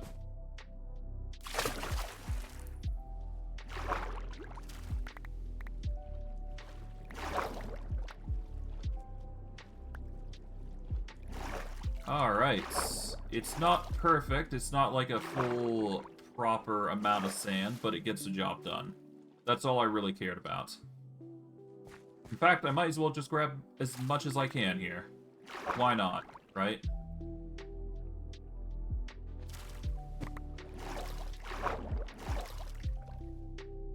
Okay, grab this. Here we go. Ditch the cobblestone here.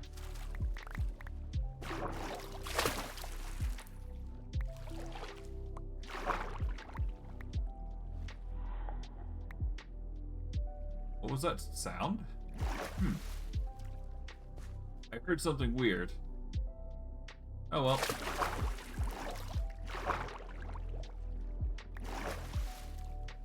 Okay, let's get out of here. We've gotten 62. We just need 2 more. Here we go. That is 5 stacks of sand.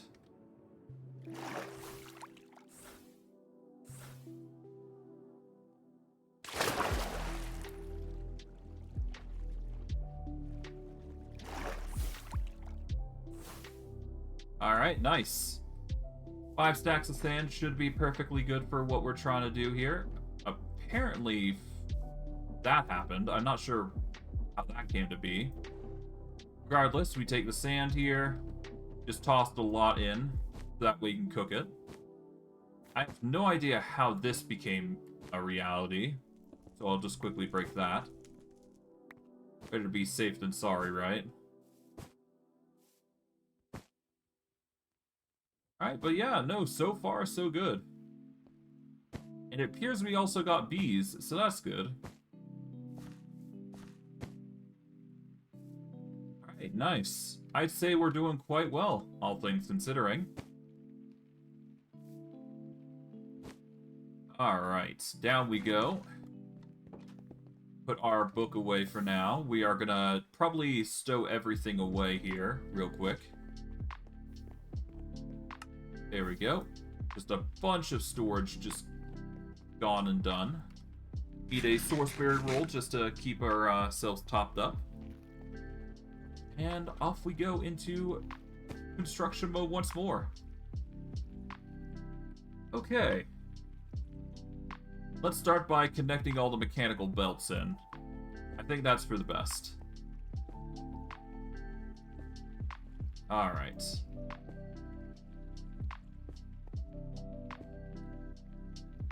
And let's get a quick hopper here.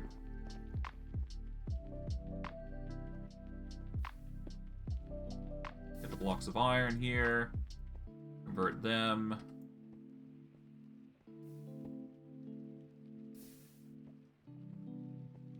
Alright, take the 20 iron. We're going to get some chests in. There we go.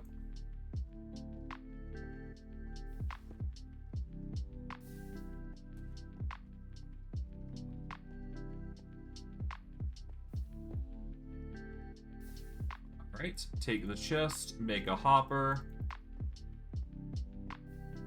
Alright, now all we do is we take this hopper here. Place it here. There we go. That is how it's gonna work, right? I hope it is. If not, I'm gonna be disappointed, but not completely disappointed, to say the least. I'm not gonna be surprised, is what I should say, I suppose. Although, worst case, what I could do is I could extend that to go up instead of down. Or up instead of just straight ahead, because that is also an option available to us. So worst case, if it doesn't work as intended, I can always just make it go down instead. It will take the 2 sets of glass here. This should be enough for what we're trying to do.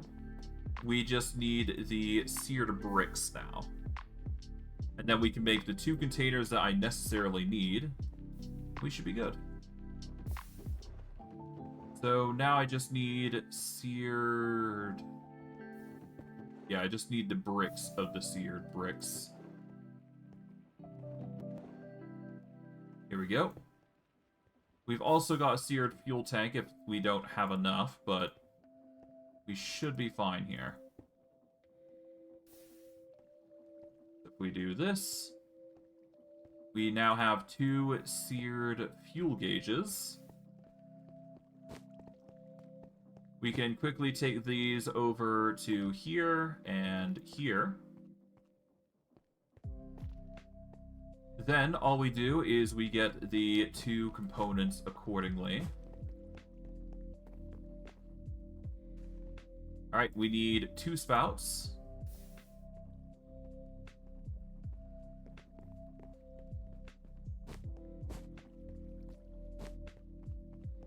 Alright. So 1, 2, 3, 4, 5, 6, 7. Alright, now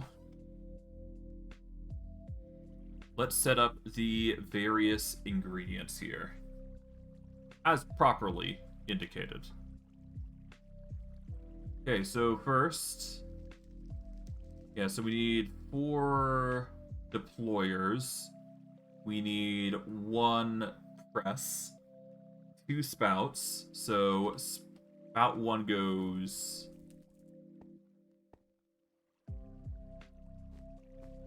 Okay, a spout goes here. There we go. And the second to last step, which is here, another spout goes.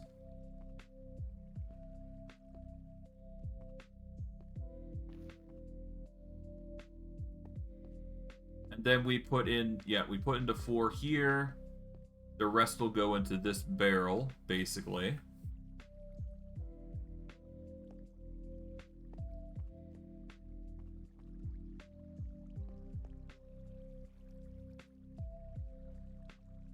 Alright, I think I got it, though. Yeah, no, I got it basically on pat. I just need to actually get the... I just need to get the machines set up, basically. Alright, we take the brass hand here. We're gonna need 3 more, which I do believe we've got 2. So we need another one. So what we do is we take the brass from here. We make 1 more brass hand. Then we take an andesite alloy because we need 4 compressed. Put the rest of the blocks of compressed iron away. So we need another brass hand. We've already got the press. We've got mechanical press here. There we go. So yeah, we just need 1 more brass hand. We need the components for the machine set up. We should be good.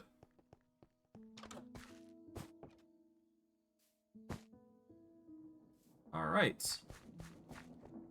But yeah, it's as easy as just compressing the brass ingots here, grabbing the components, because we've got 56 of them now.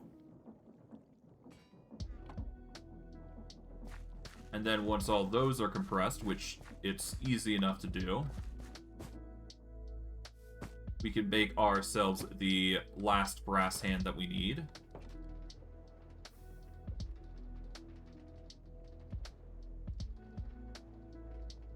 Did we get it right?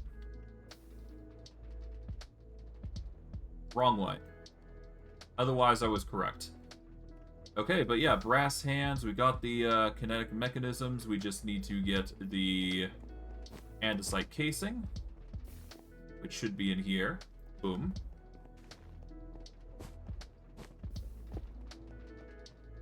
But yeah, all we do, take this, take the kinetic mechanisms, combine them all together, put the andesite casings here. There we go. That's all that done. There we go.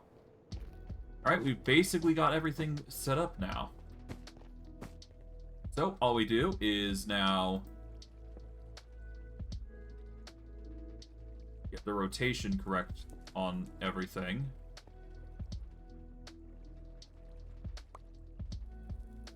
Alright.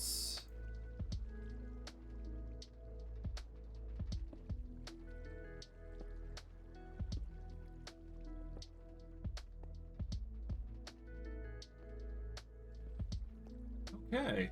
So, as long as we get the rotational force on the back here, we should be fine. And we can do the same exact thing for the mechanical press, can't we? Yeah. Otherwise, as long as we get, like, a rotational force going, we should be good.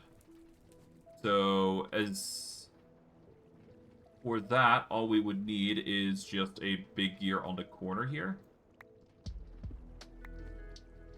So we'll do a big gear. Oh, we can't really do that, though. I mean, we can. Just not ideal, really.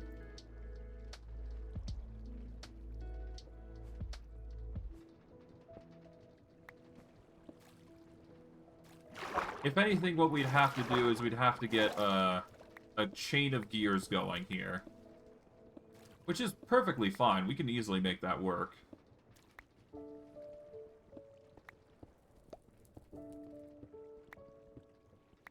So yeah, what we do is basically put cogwheels across the board here. We don't necessarily need to make sure it's fast, we just need to make sure it's going.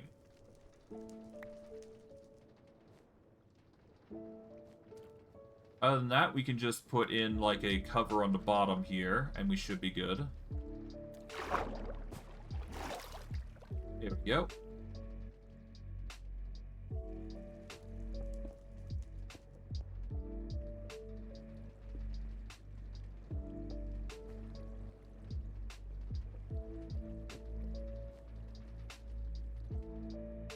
Alright.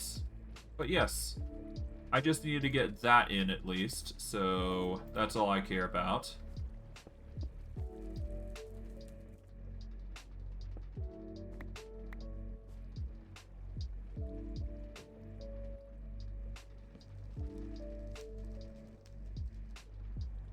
Okay,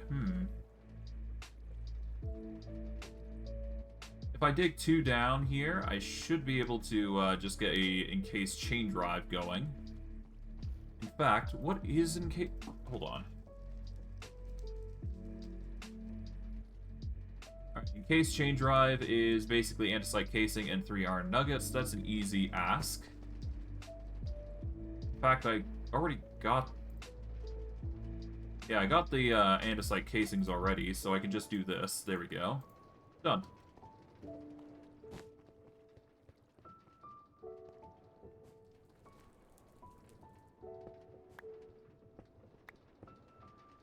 Yeah, so for that, all I do is this. There we go. And then I can just do an easy rotation here. There we go. So that'll get the rotation going for there. Then we do a double big gear, I guess.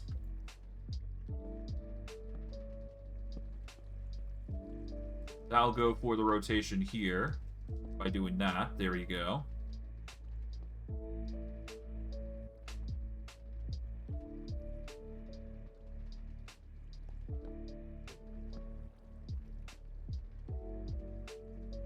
And bada boom, you get the rotation there.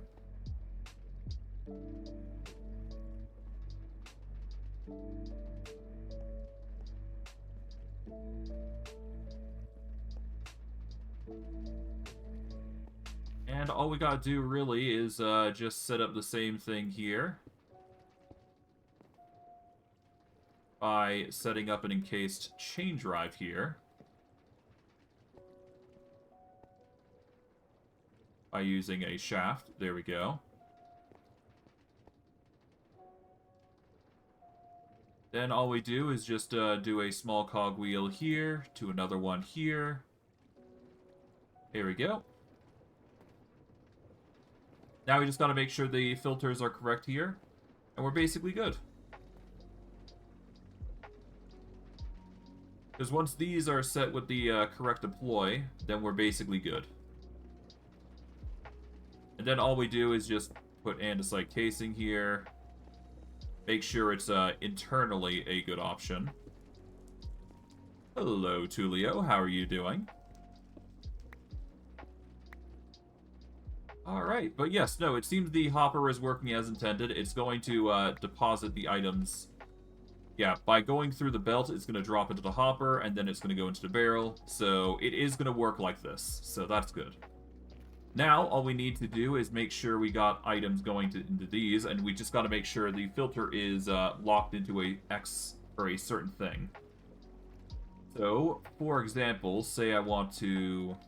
Well, first, let's get the rotation correct here, and see if this actually works as intended.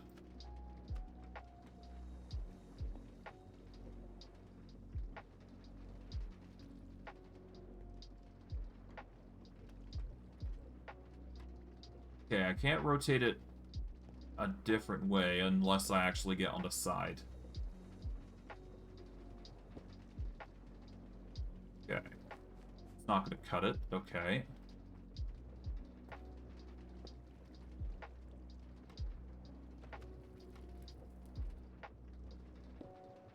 Maybe I can do it something better here. Hold on. Ah, man. Good to see you, though. Just trying to get this machine working. But as you can see, it's quite a hurdle, if you will. I'm going to turn those off temporarily, though, for now. Because it's clearly being a bit of a pain. Oh, I see. Okay. Okay, so I can put a filter there. I just gotta turn it on the bottom side here. That's all it really comes down to. Okay, so for the time in a bottle.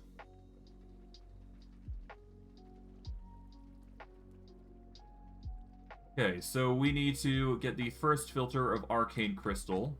And once we do that, I can test to see if it works as intended. So, let's see. We need to get the filter of Arcane Crystal in, so we're going to take all this. There we go. And if it works as planned, we should be able to get all the items filtered through with relative ease here. So, we want Arcane Crystal going in.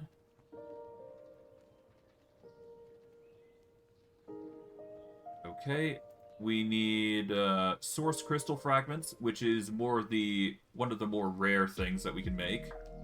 Arcane Gold Nuggets are pretty easy to make if we have the resources for it. Thankfully, I did make some earlier in my prior stream, and it's right here. We don't need Arcane Gold for anything, so we're just going to turn it into all Arcane Gold here. I'm currently creating a machine that is dedicated towards making times in a bottle, which has been, for the past few streams, my goal. Recently, I had made a machine dedicated to making source by crushing source berries and source blooms, or whatever they're called. And as of this stream, I have made a machine that is designed to make corrupt pixies, and by throwing them in this barrel, we purify them and make Oriel essence. So yeah, I've been making the source fluid, I've been making Oriel essence, the two core components that are going to be necessary liquid-wise for this entire machine.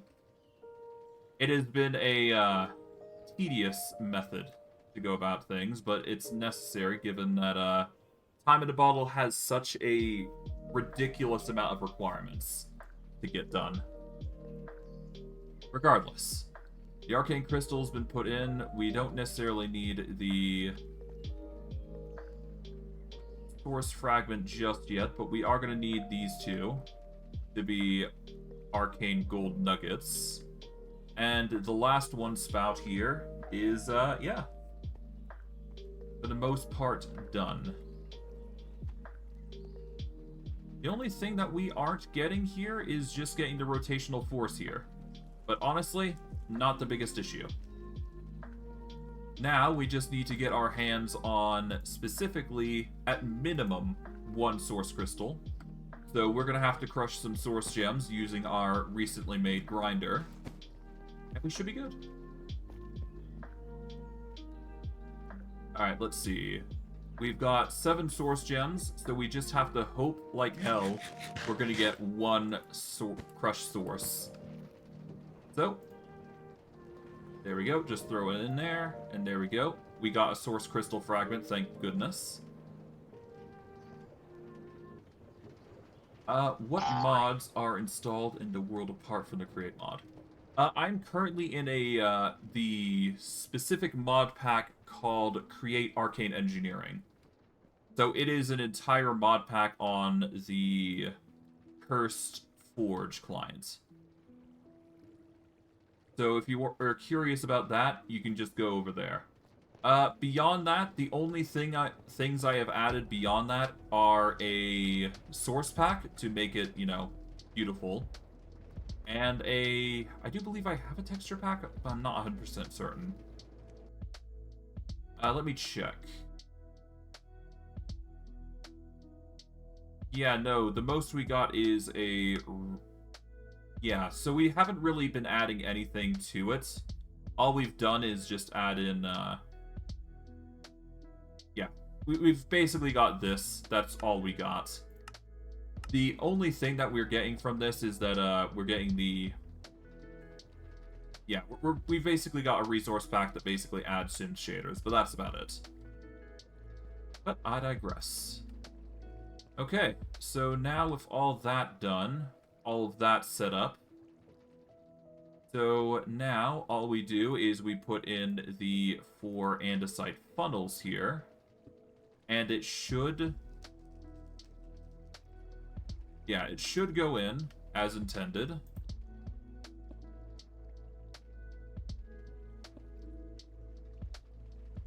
Alright, there we go. So those 4 funnels are going to move the resources in, I hope. So what we'll do is we'll get the big gear in here. There we go. That's going to turn all these. Now, I could use an andesite funnel, but I think it's way better if I just go through and do a... Yeah, it's better if I do the alternative method. So I'm gonna... Yeah, I'm gonna get the brass funnels here. This is probably gonna be better for us in general. Alright. So we want a brass funnel here and 1 here. Alright, so if I put in the Arcane Gold... We just need to put in 8.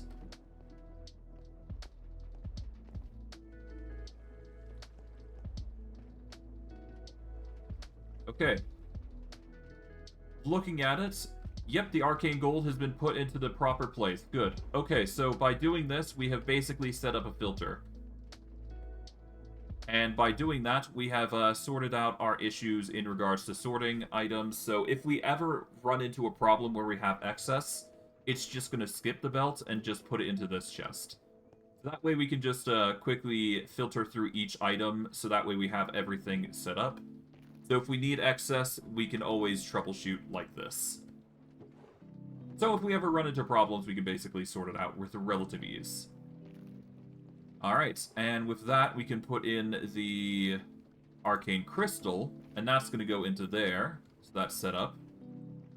And then we got the Source Crystal Fragment, which is only 1, but by doing that, we've basically got everything set up for there. And all we gotta really do now is just get the connection here, because we're only missing 2 items. So all we gotta do is this. Here we go. So now, if we ever need to use anything, it's basically all powered. I do believe if I check just to be certain, because you can sneak through here.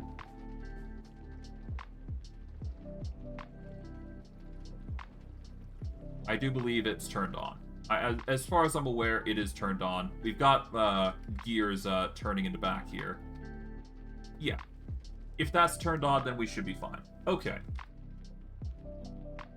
Now, there is just 2 more things that I gotta do, and that, I do believe, is just dealing with the sorting there.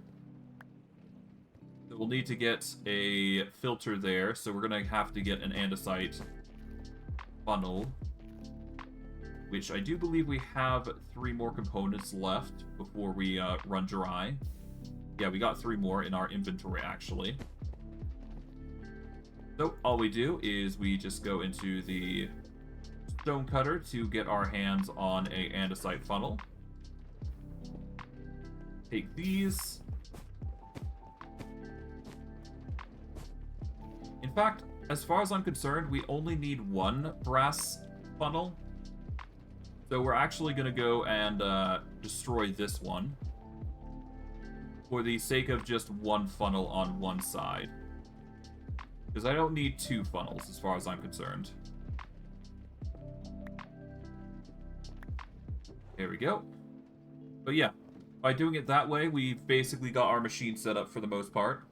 We are going to need to start pumping into resource, so now we just need to get the pipe correctly set up. So we're going to get 2 pipes, and we need 1 for each pump. Alright.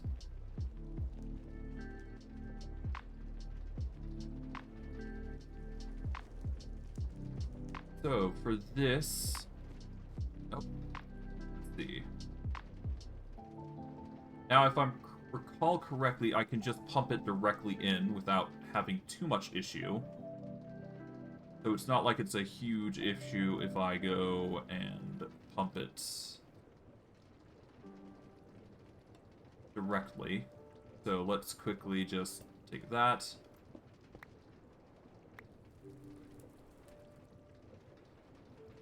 If I do something like this, there we go. That's perfectly fine. Now, I don't think it... Yeah, no, the cogwheels won't be interrupted as far as I'm aware. So there you go. The pump goes in there. Now, all we do is we go over here.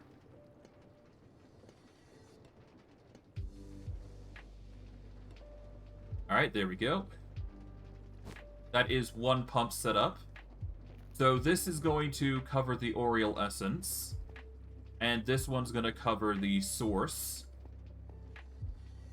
And I do believe pumping it through the side is perfectly acceptable. So we don't need to necessarily worry about it conflicting for some reason. Now the question is whether this is going to work. Nope.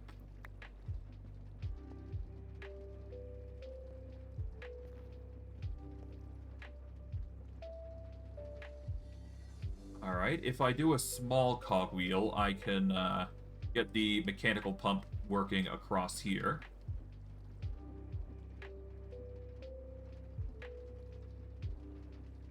And there we go. Oh, we're overstressed. Okay, so we've got a bit too much power going in. So maybe not do that.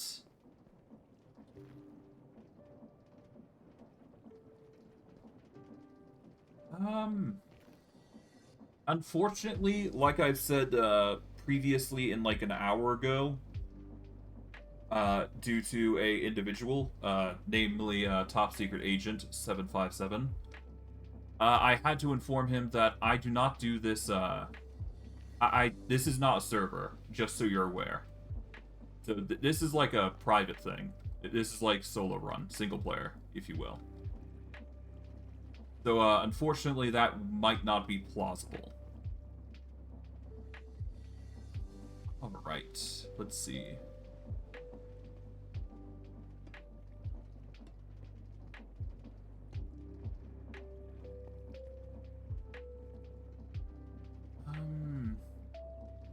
If I can reduce the pacing here, I can probably make this work.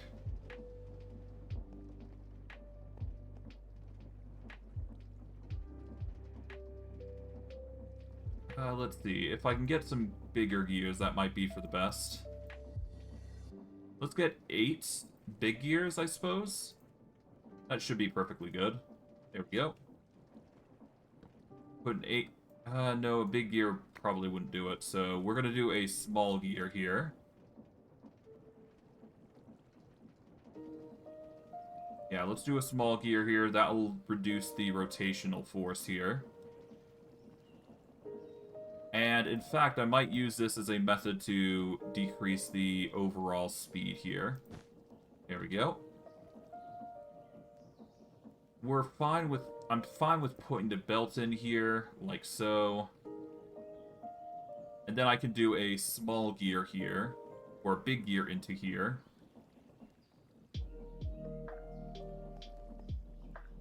And then I just need to rotate it differently, I do believe, is the big issue here.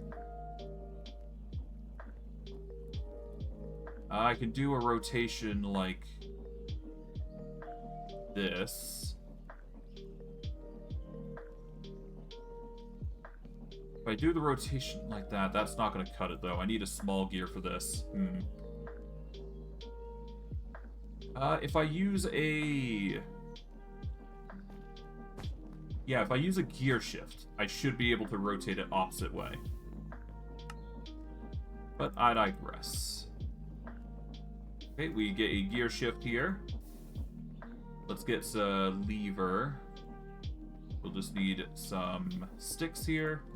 Then we can get the cobblestone, which should be here. Bada boom.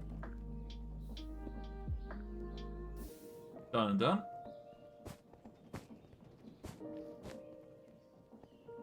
Alright, so all we do is we just set up the... God. Completely... Okay. Go into here. Alright, we got the shaft. And now all we gotta do is just go all the way over. Put that there. Put in the gear shift, like so. And then all we do is just quickly mine these 2 bits here. Put this in, turn that on. There we go. The rotation's now back into full swing. And I do believe if we put in a big gear here, well, maybe not there specifically, but I can certainly try something here. Let me just quickly clean up this a little bit. Put a gear here, put a small gear on the side, like so. There we go. I do believe I can actually make this work now. So if I put a fluid pipe there, quickly take the mechanical pump here. Yeah, it's still overstressed.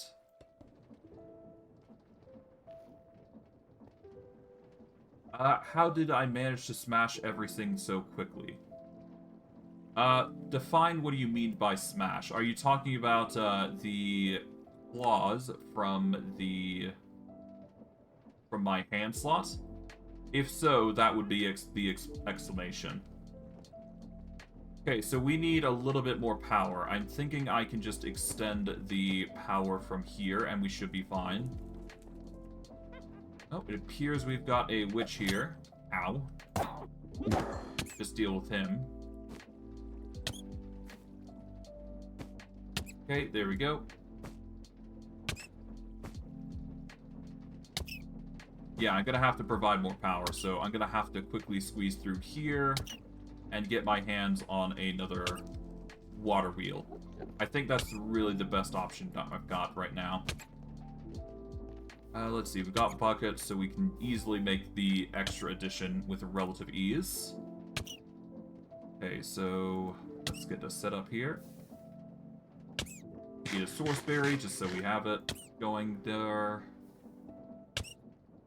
Enough oak, so we're just gonna quickly split that up. Done and done. Alright, there we go. Alright, Large water wheel has been made. Quickly grab ourselves a water bucket here. For the purposes... Oh, get blinded a little bit from that. Ow. Probably somebody from there. No big deal. Alright, we're gonna slip through here.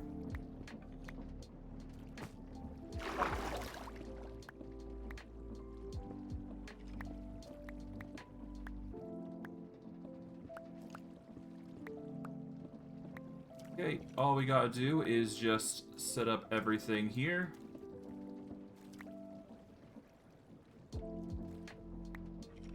Alright, we're gonna put in the water bucket initially, before we do anything. Then, all we do is we take the water wheel that we have in abundance, or that we prepared ahead of time. There we go. Then, all we do is just close this off. And there you go. Simple enough. That should give us just plenty enough power just to barely get the job done.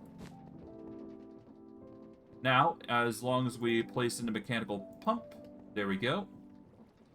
That's going to pump away. We've already got those set up, so all we do is now, we just get the connection in, and then we should be good.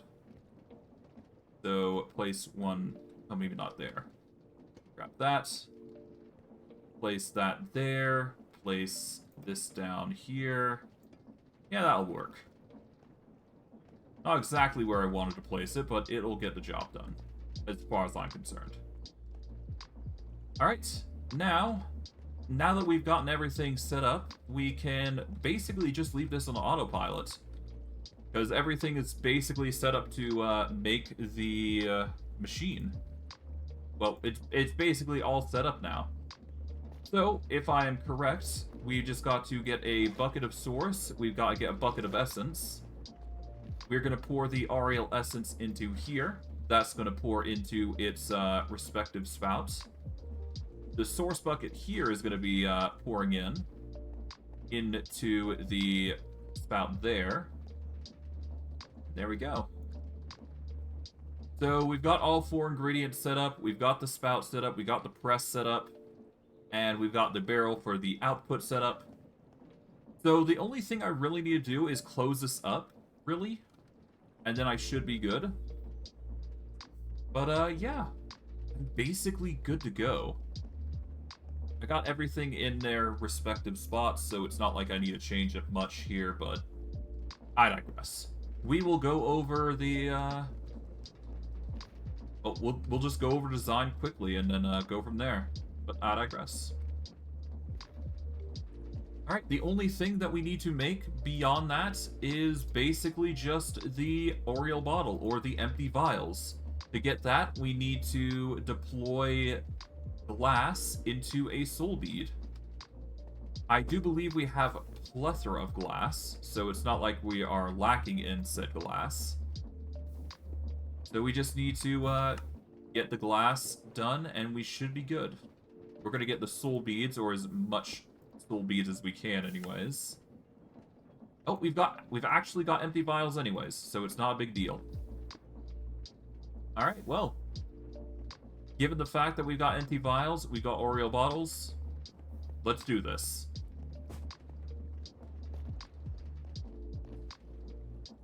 We are going to make how many? We should be able to make 3 with relative ease, if I'm being honest. But, we can only make 1, I do believe, right now, so we're just gonna make 1. So that's gonna spout that. It's gonna add all the components, compress it, and boom. Time in the bottle.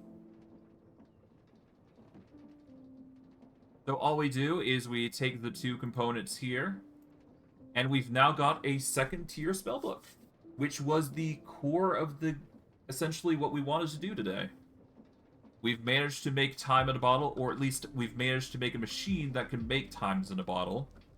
So effectively, aside from it being in different parts, we've basically made a fully functional machine that's going to process time in jars constantly.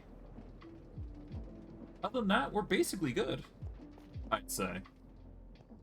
Now, I do believe I said I was going to go through and make some more magic, so for the remainder of the stream, I'm going to basically be making some magic. The more magic, the better, basically, put simply. So, as you can see, we've got a plethora of tier spells. We have now just unlocked the tier 2 spell list, so we can cast any tier 2 glyphs or lower. Thus, we have now access to these spells. So we got arc projectiles, AoEs, accelerates. We got a lot of stuff, to say the least. Of course, it's going to take some hefty resources to make all of this, which is an issue. However, as you can see, if you can get them, they're going to cause some serious benefits.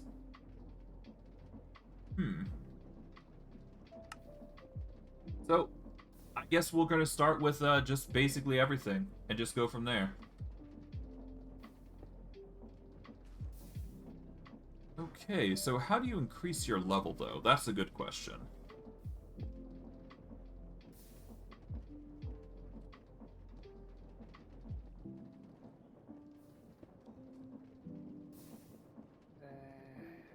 Oh, that's a zombie.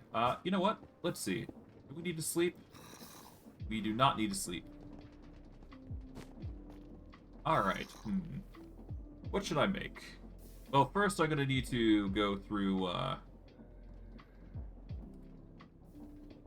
so Ars...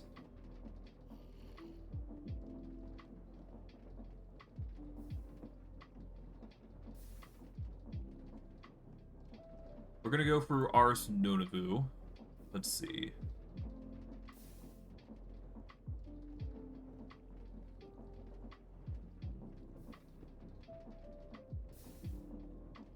Yeah, by going through the scribes table, we can basically make everything that we need. But ideally, I'd like to get some power going. So the best course of action for that is probably just enchanting gear. So I think it's high time we ditch the diamond gear. Because the diamond gear, while I do like it, it's better if I go with, honestly, I'm better off going with the compressed iron. Because I much prefer that gear as opposed to the others. Besides, you go a little faster with it. So with the leggings, you get 6 to 2. This is 5 to 1. It's not the most ideal, but it makes you faster, so... Let's store these. We're going to get less armor from this, but honestly, I like the compressed iron more. For a number of reasons. Oh, right. I need to actually press said iron. So we need to turn 8 and 4. So we need to get 12 of these. And then we're basically good. Okay, put all those.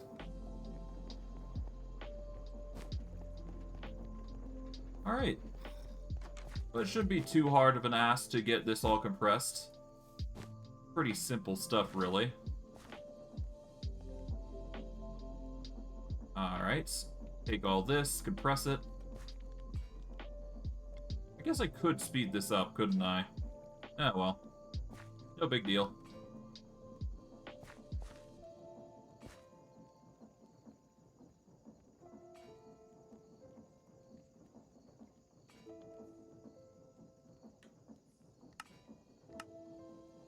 Yeah, so we currently got a bundle of effects. Nothing too crazy.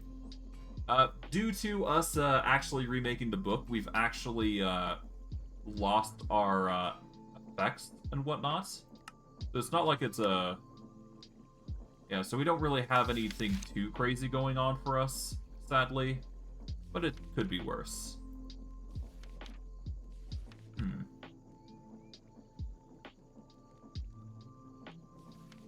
Could summon familiars, we could use a tablet.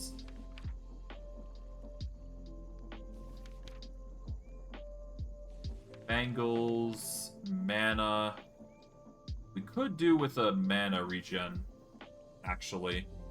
Or mana regen or mana boost. Both would be viable.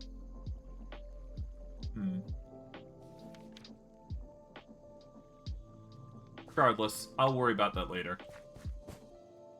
I'm more concerned with my armor, so I'll get those enchanted first, and then I'll worry about the rest later.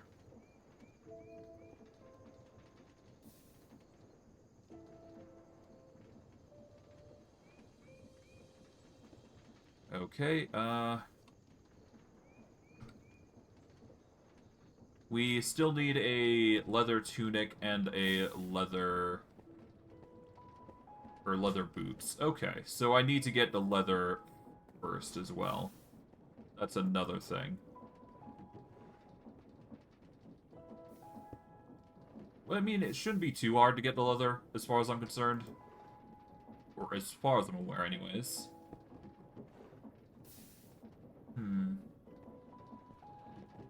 Yeah, leather shouldn't be too hard to get. 1 second.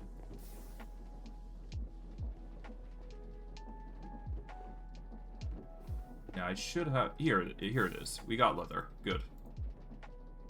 All we gotta do is just make a leather tunic and some leather boots. Then all we do is just combine the lots. Alright, compressed iron chest plates. There we go, compressed iron boots. Take all this off for now. Well, actually, no, I'll keep it on for now. But I am definitely going to enchant the helmet. Alright, now we just grab ourselves some lapis. That should do it. See if we can't get a good enchantment on the boots. Well, no, not the boots, the helmets, rather.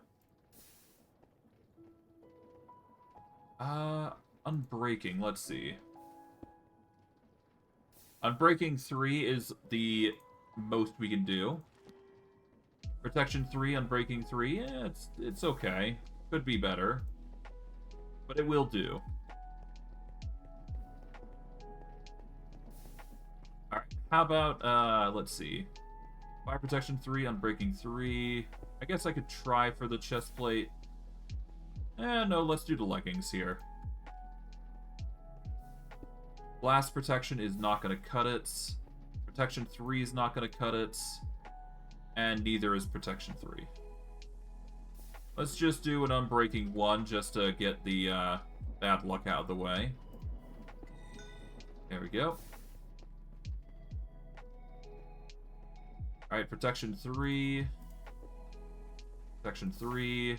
Protection 3. So, pretty bad luck thus far.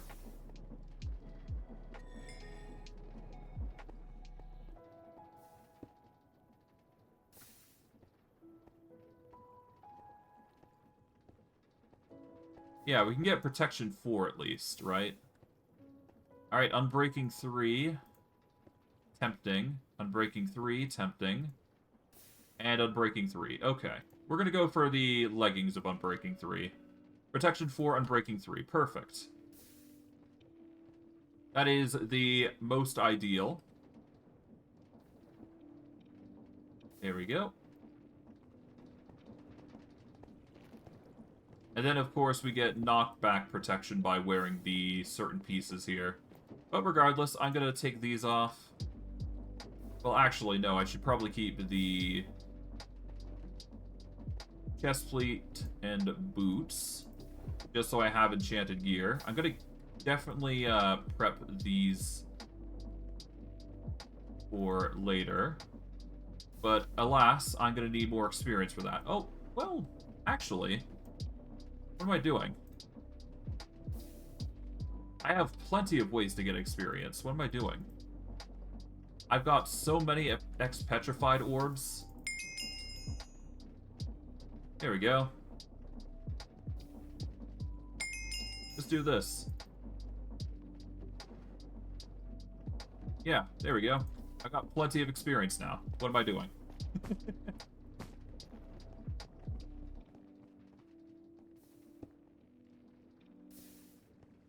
Okay, protection 3.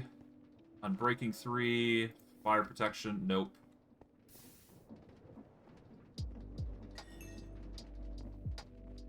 Alright. Thorns, no. Thorns is a horrible one to have. Protection 4, Unbreaking 3, perfect.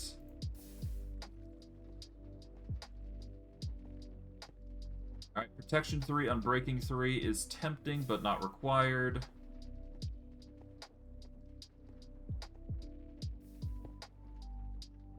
I'll get just Protection 1 just to reset the enchantment.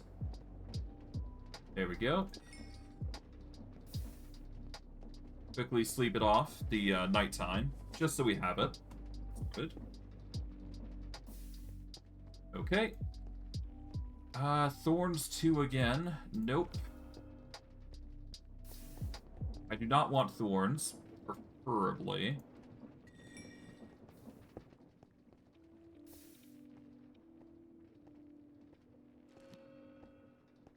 Yeah, no. I don't like the thorns. I'm just doing that to get rid of the enchantment of the thorns. Apparently... Yeah, thorns likes appearing on this chest plate, huh? Hopefully that's not the case for the most part.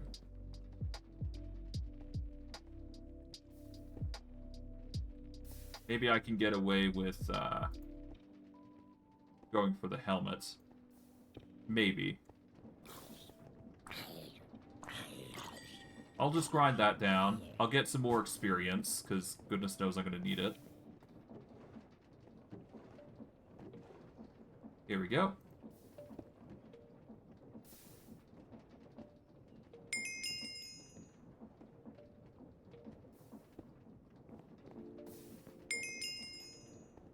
Okay, let's get some more lapis.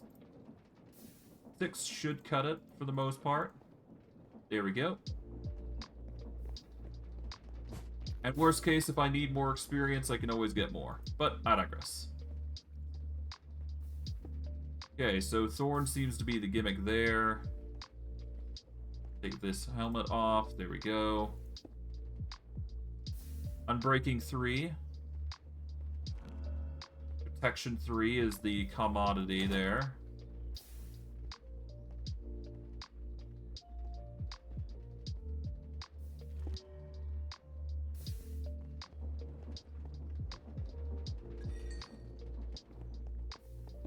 Okay. Blast Protection 4. I mean, it's better, but not exactly what I'm looking for.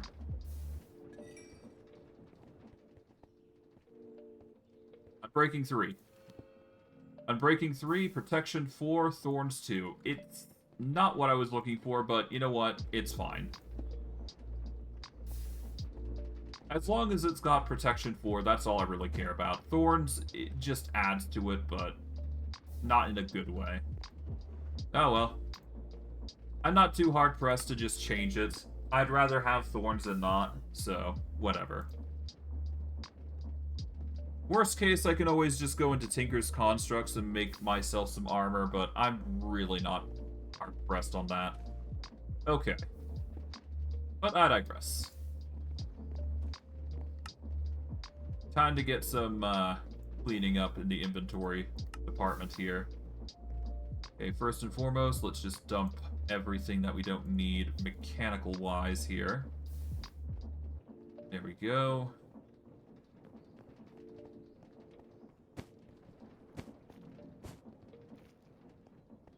I'll keep the vials in this spot here, just so I have them on standby. Put the wood away. Put the gear away. We've got some more barrels. I'll put those away. Put the seared brick away. Same for the dark oak sign. Source gems can go in here for now, as can the arcane crystals. Alright, that's our inventory for the most part cleaned up. Alright, let's get some more stuff. So, sensitive. We need a poppy, scaffolding, and a bucket of water. Let's see. How do you make scaffolding? Okay, so you need 6 sticks of bamboo and string.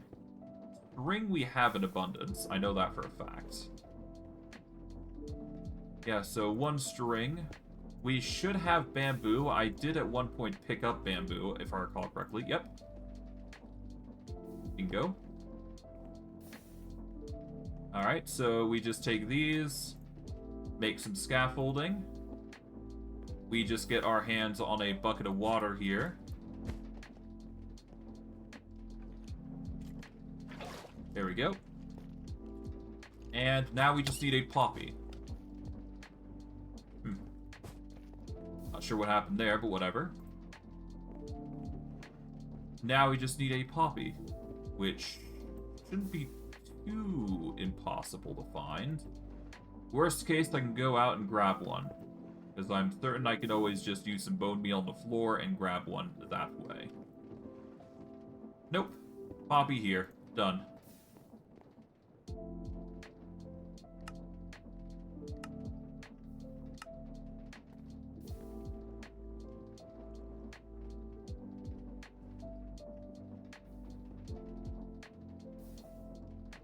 There we go.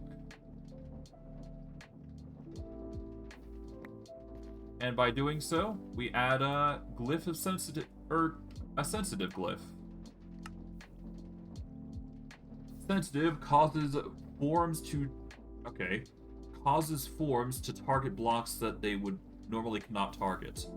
Projectile and orbit will target grass, and touch will target fluids and air. Okay.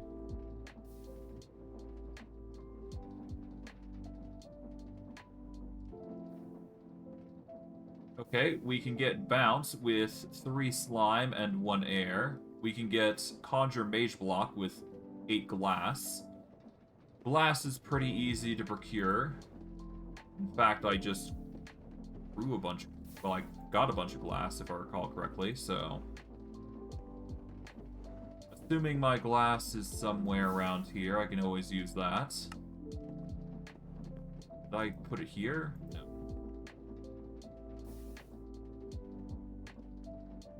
I put it somewhere. Here it is. Let's make 8 glass here.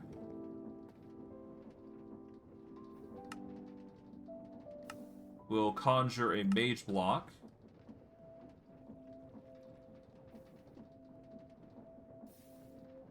There we go. Now we have the ability to conjure a mage block on a whim. Pretty good. Okay. Conjure terrain. If we get an earth attribute and some dirt, we can use that. Cut requires air attribute with shears and a sword, which we don't have. I'm basically going to ignore anything with elements for now. Item pickup requires 2 hoppers. That's a really easy recipe. Just take some dark oak. We will take some iron. There we go. Put that in the middle. Done and done.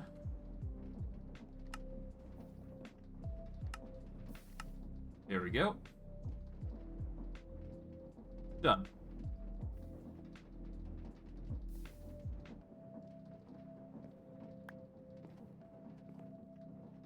Alright, item pickup has now been procured, which basically picks up nearby items in a medium radius where the spell is activated, and the range may be expanded with area of effects. So, if we're looking to make a explosive that destroys terrain, i.e. a mining tool, we can use this as a means to actually accomplish it.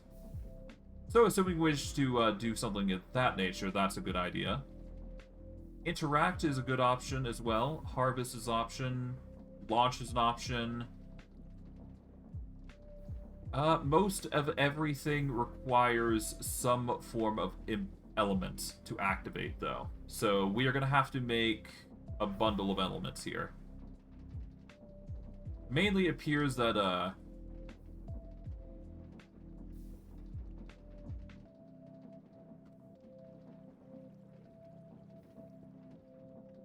yeah, if we go into, sorting here, most of it appears to be manipulation essence, though, which is to be expected.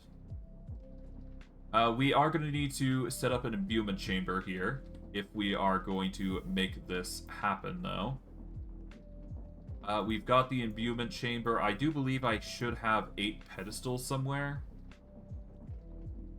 I'm not sure. I'm just not sure where the pedestals are. Regardless, I should be able to make this with relative ease if I know what I'm doing. Of course, though, I'm going to need more source gems if I'm going to accomplish anything of this nature, which is going to require source and runic tablets. Runic tablets, I do believe we can just make constantly with runes and smooth stone slabs, but we will worry about those sorts of developments later on. Yeah, we're not going to be making a bunch of those just yet, but we do have the means to make a near infinite amount if we so desire. In fact, I am actually curious about one thing. Let's go down. It's been a while since we've been down here, so I want to check how it's been going. How the grind has been. Because I sort of just left this on, didn't I? Did I not?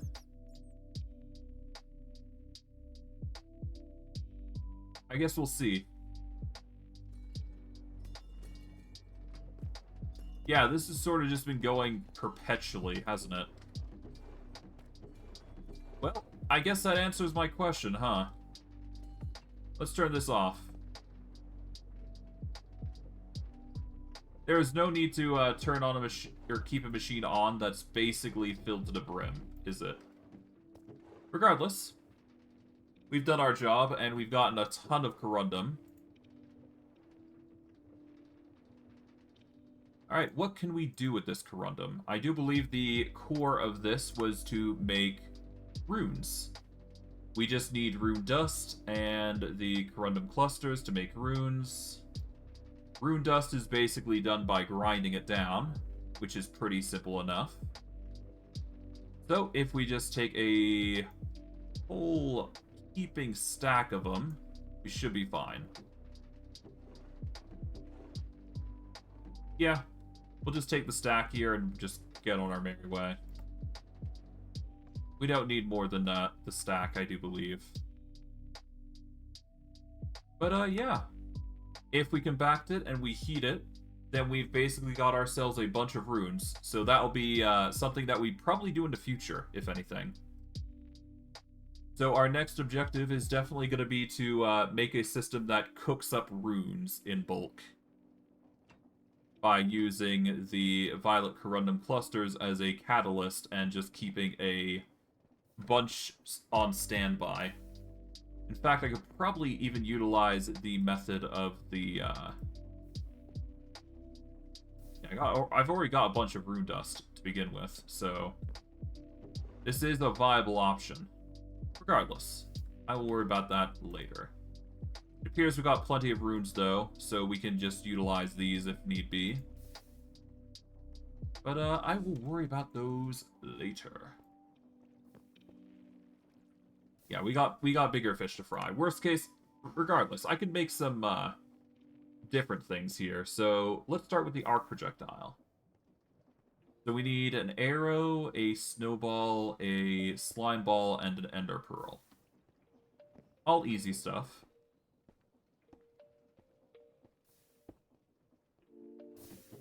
Okay. Slime ball. Arrow. Ender pearl. Here we go. Ender pearl. And what was the last one? Ender pearl and snowball. I do believe we did pick up snow at some point. Just not sure where the snow is. Not on us. I figured that was the case. Here it is, snow.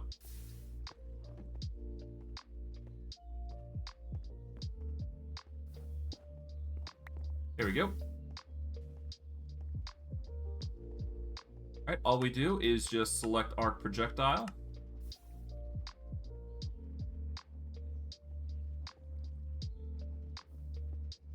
Oh, I didn't even need the ender pearl. Okay. So the recipe isn't always exactly to T. But that's fine. We learned arc projectile now.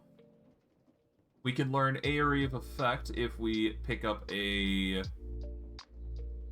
If we get a star, or a, Hold on. We need a fireworks star, specifically.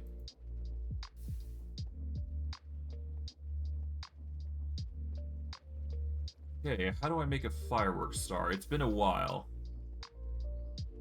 1 second while I check.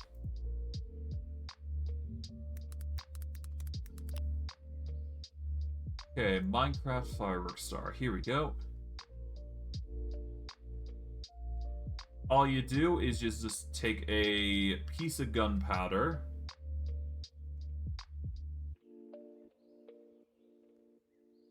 And any extra ingredients. Oh, okay. So, for example, say I wanted to... Yeah, so we just take some gunpowder, and then we take, I don't know, any sort of dye. So I'll just use an alum as a good example for this. So we take the magenta dye, we take the gunpowder, boom. Fireworks star with a small ball of magenta. So, with that, we do area of effect. And just throw in any fireworks star. And there you go. That'll make area of effect. Done. Okay, area of effect has been made. We can make accelerate by using a clock, some sugar, and a acceleration rail. Which is a bit unique for what I'm expecting. Alright, so let's see. We need a clock, so we're going to need to get 4 gold. I do believe I have a plethora of gold here. Yep. So we take 1, 2, 3, 4. We need redstone to make the clock. But I digress. We can easily get sugar by using some sugar cane. But we should have sugar on top of that, regardless. If not, I'm going to be kind of surprised. Here we go. Just use one of these to get some sugar.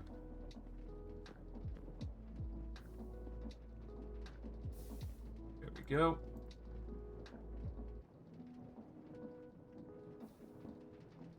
Okay, and then we just need the acceleration rail, so I do believe it's as simple as just using this, getting 6 gold. There we go, and then finalize with redstone dust. There we go.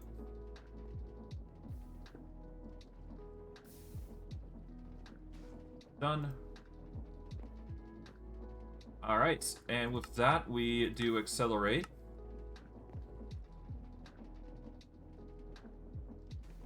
Done. Put the rest of the rails there. We have now made accelerate. Perfect. From there, we've got dampen, which requires a netherite brick. We can also do decelerate, which is basically the opposite. Okay, we'll start with dampen. How about that?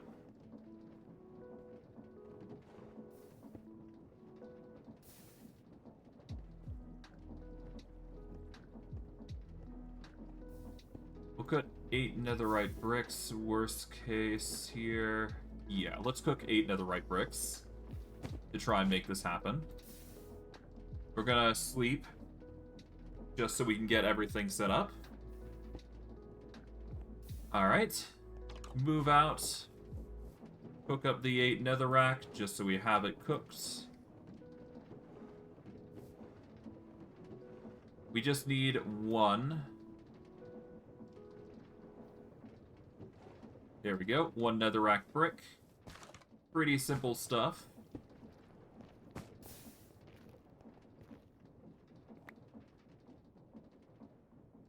Alright. Dampen.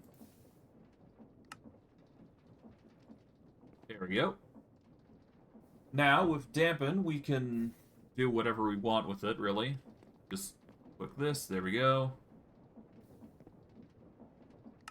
Alright, dampen. What does that do?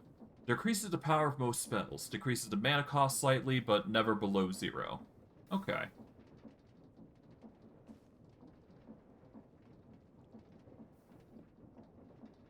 Decelerate. Duration down. Extend time. Extract, fortune, pierce. There's a lot of stuff. Decelerate is next. We are just going to get a soul sand. We can get some cobweb with relative ease, I would imagine. Let's see. Cobweb can be made using the botanist workbench, but we need cobweb to make it. Silk Touch would be the best way to get it. Worst case. So I don't think I have any on hand, so I'm not even going to bother trying. So let's ignore Deaccelerate for now. Duration down and extend time require 2 watches. Okay. We're going to 2 redstone, 8 gold.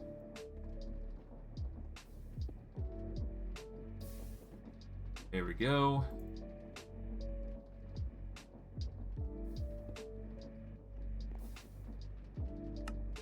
Yeah, so we need a redstone block and some glowstone.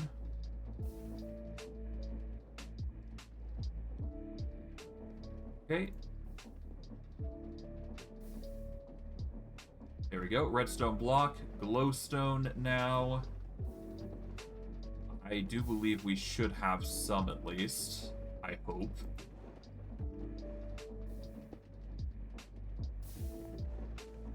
Am I seriously out of glowstone?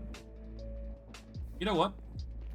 Just for that, I'm gonna go to Nether just for glowstone. I'm specifically gonna go for there for glowstone. Just, I don't need to get much. I just need to get 1 block of it. Or at the very least, enough to be satisfactory. I'm going to quickly grab some glowstone and be on my merry way.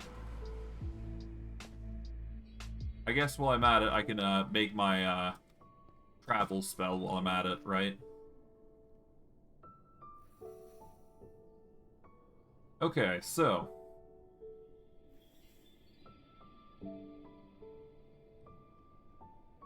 Alright, self...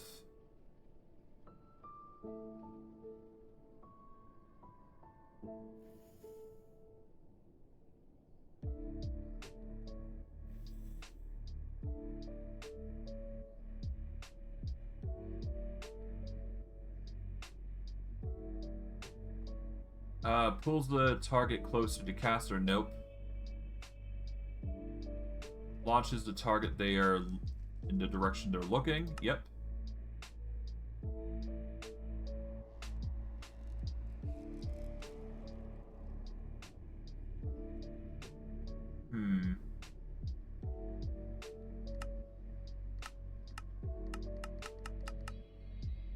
Just make it as potent as possible.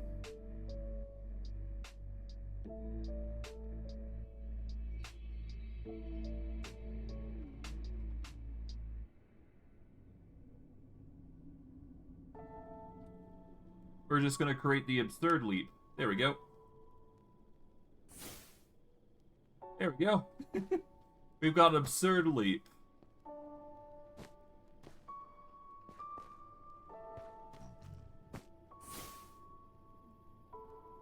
My god, that's one heck of a leap.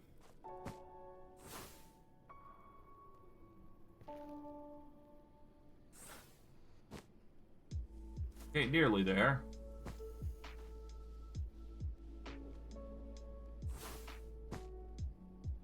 Ah, nearly.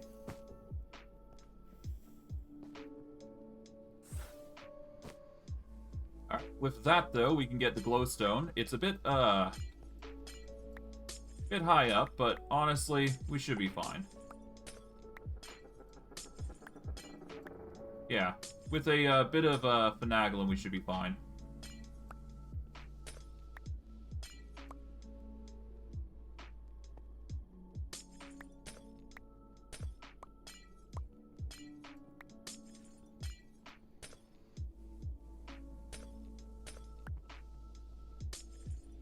Alright, there we go. Just clear out as much as we possibly can, and we should be good.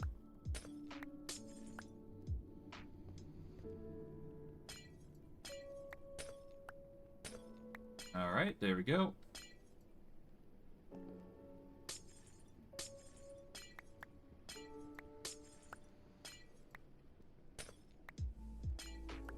Yeah, just one vein of this should be enough. We might not get everything, but we can certainly heck and try.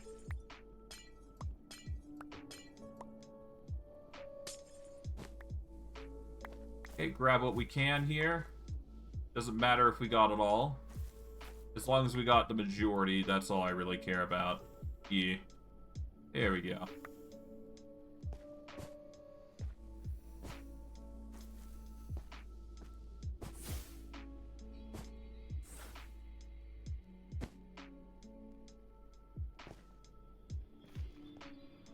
Third leap is probably a bit too powerful, but whatever. I like the idea of just being able to just shoot like crazy. I mean, like, look. You can get some serious distance with absurd leap right now. Yeah, there you go. It's a great maneuverability. Or it's got great maneuverability, I should say, rather. But yeah, no, we got the materials now, so now we can make the other two things. So with that, we just make duration down.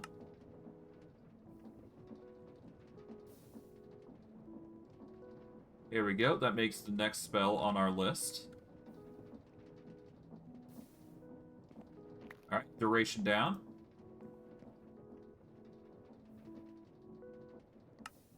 Alright, now we can make extend time, which just requires a clock and redstone.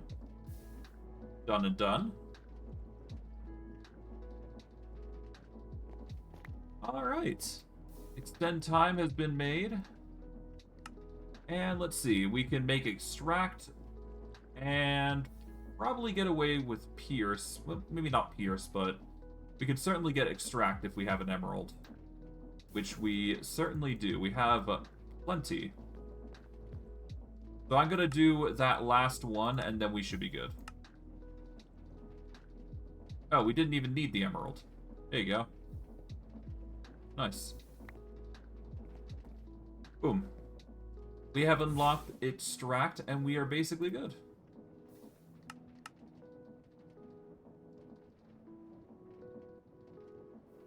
Alright. Let's see. Is there anything else that I need? Not really. Most of this stuff is limited behind essences, which we currently lack the ability to craft. In bulk, anyways. So maybe in the future we can start delving into making those in bulk. But I digress. I'm going to wrap it up here.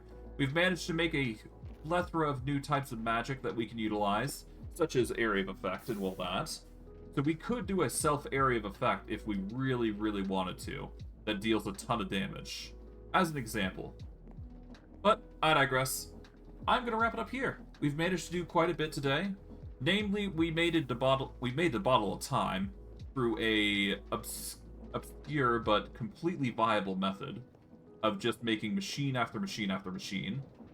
From there, we basically set up everything here, and we learned a few more spells. Next stream, what we're going to be doing is we are going to be advancing our imbuement chamber and having that set up. We are also going to probably be starting the attempt to make use of our excessive violet rundum clusters that we've got. And we're going to make a machine that is dedicated towards making infinite runes, or at the very least processing the corundum into more runes. Or at least that's the intended plan. But I digress. I hope you guys enjoyed today's stream. I know I did. And I will see you guys next stream. Take care, everybody. And have a good day.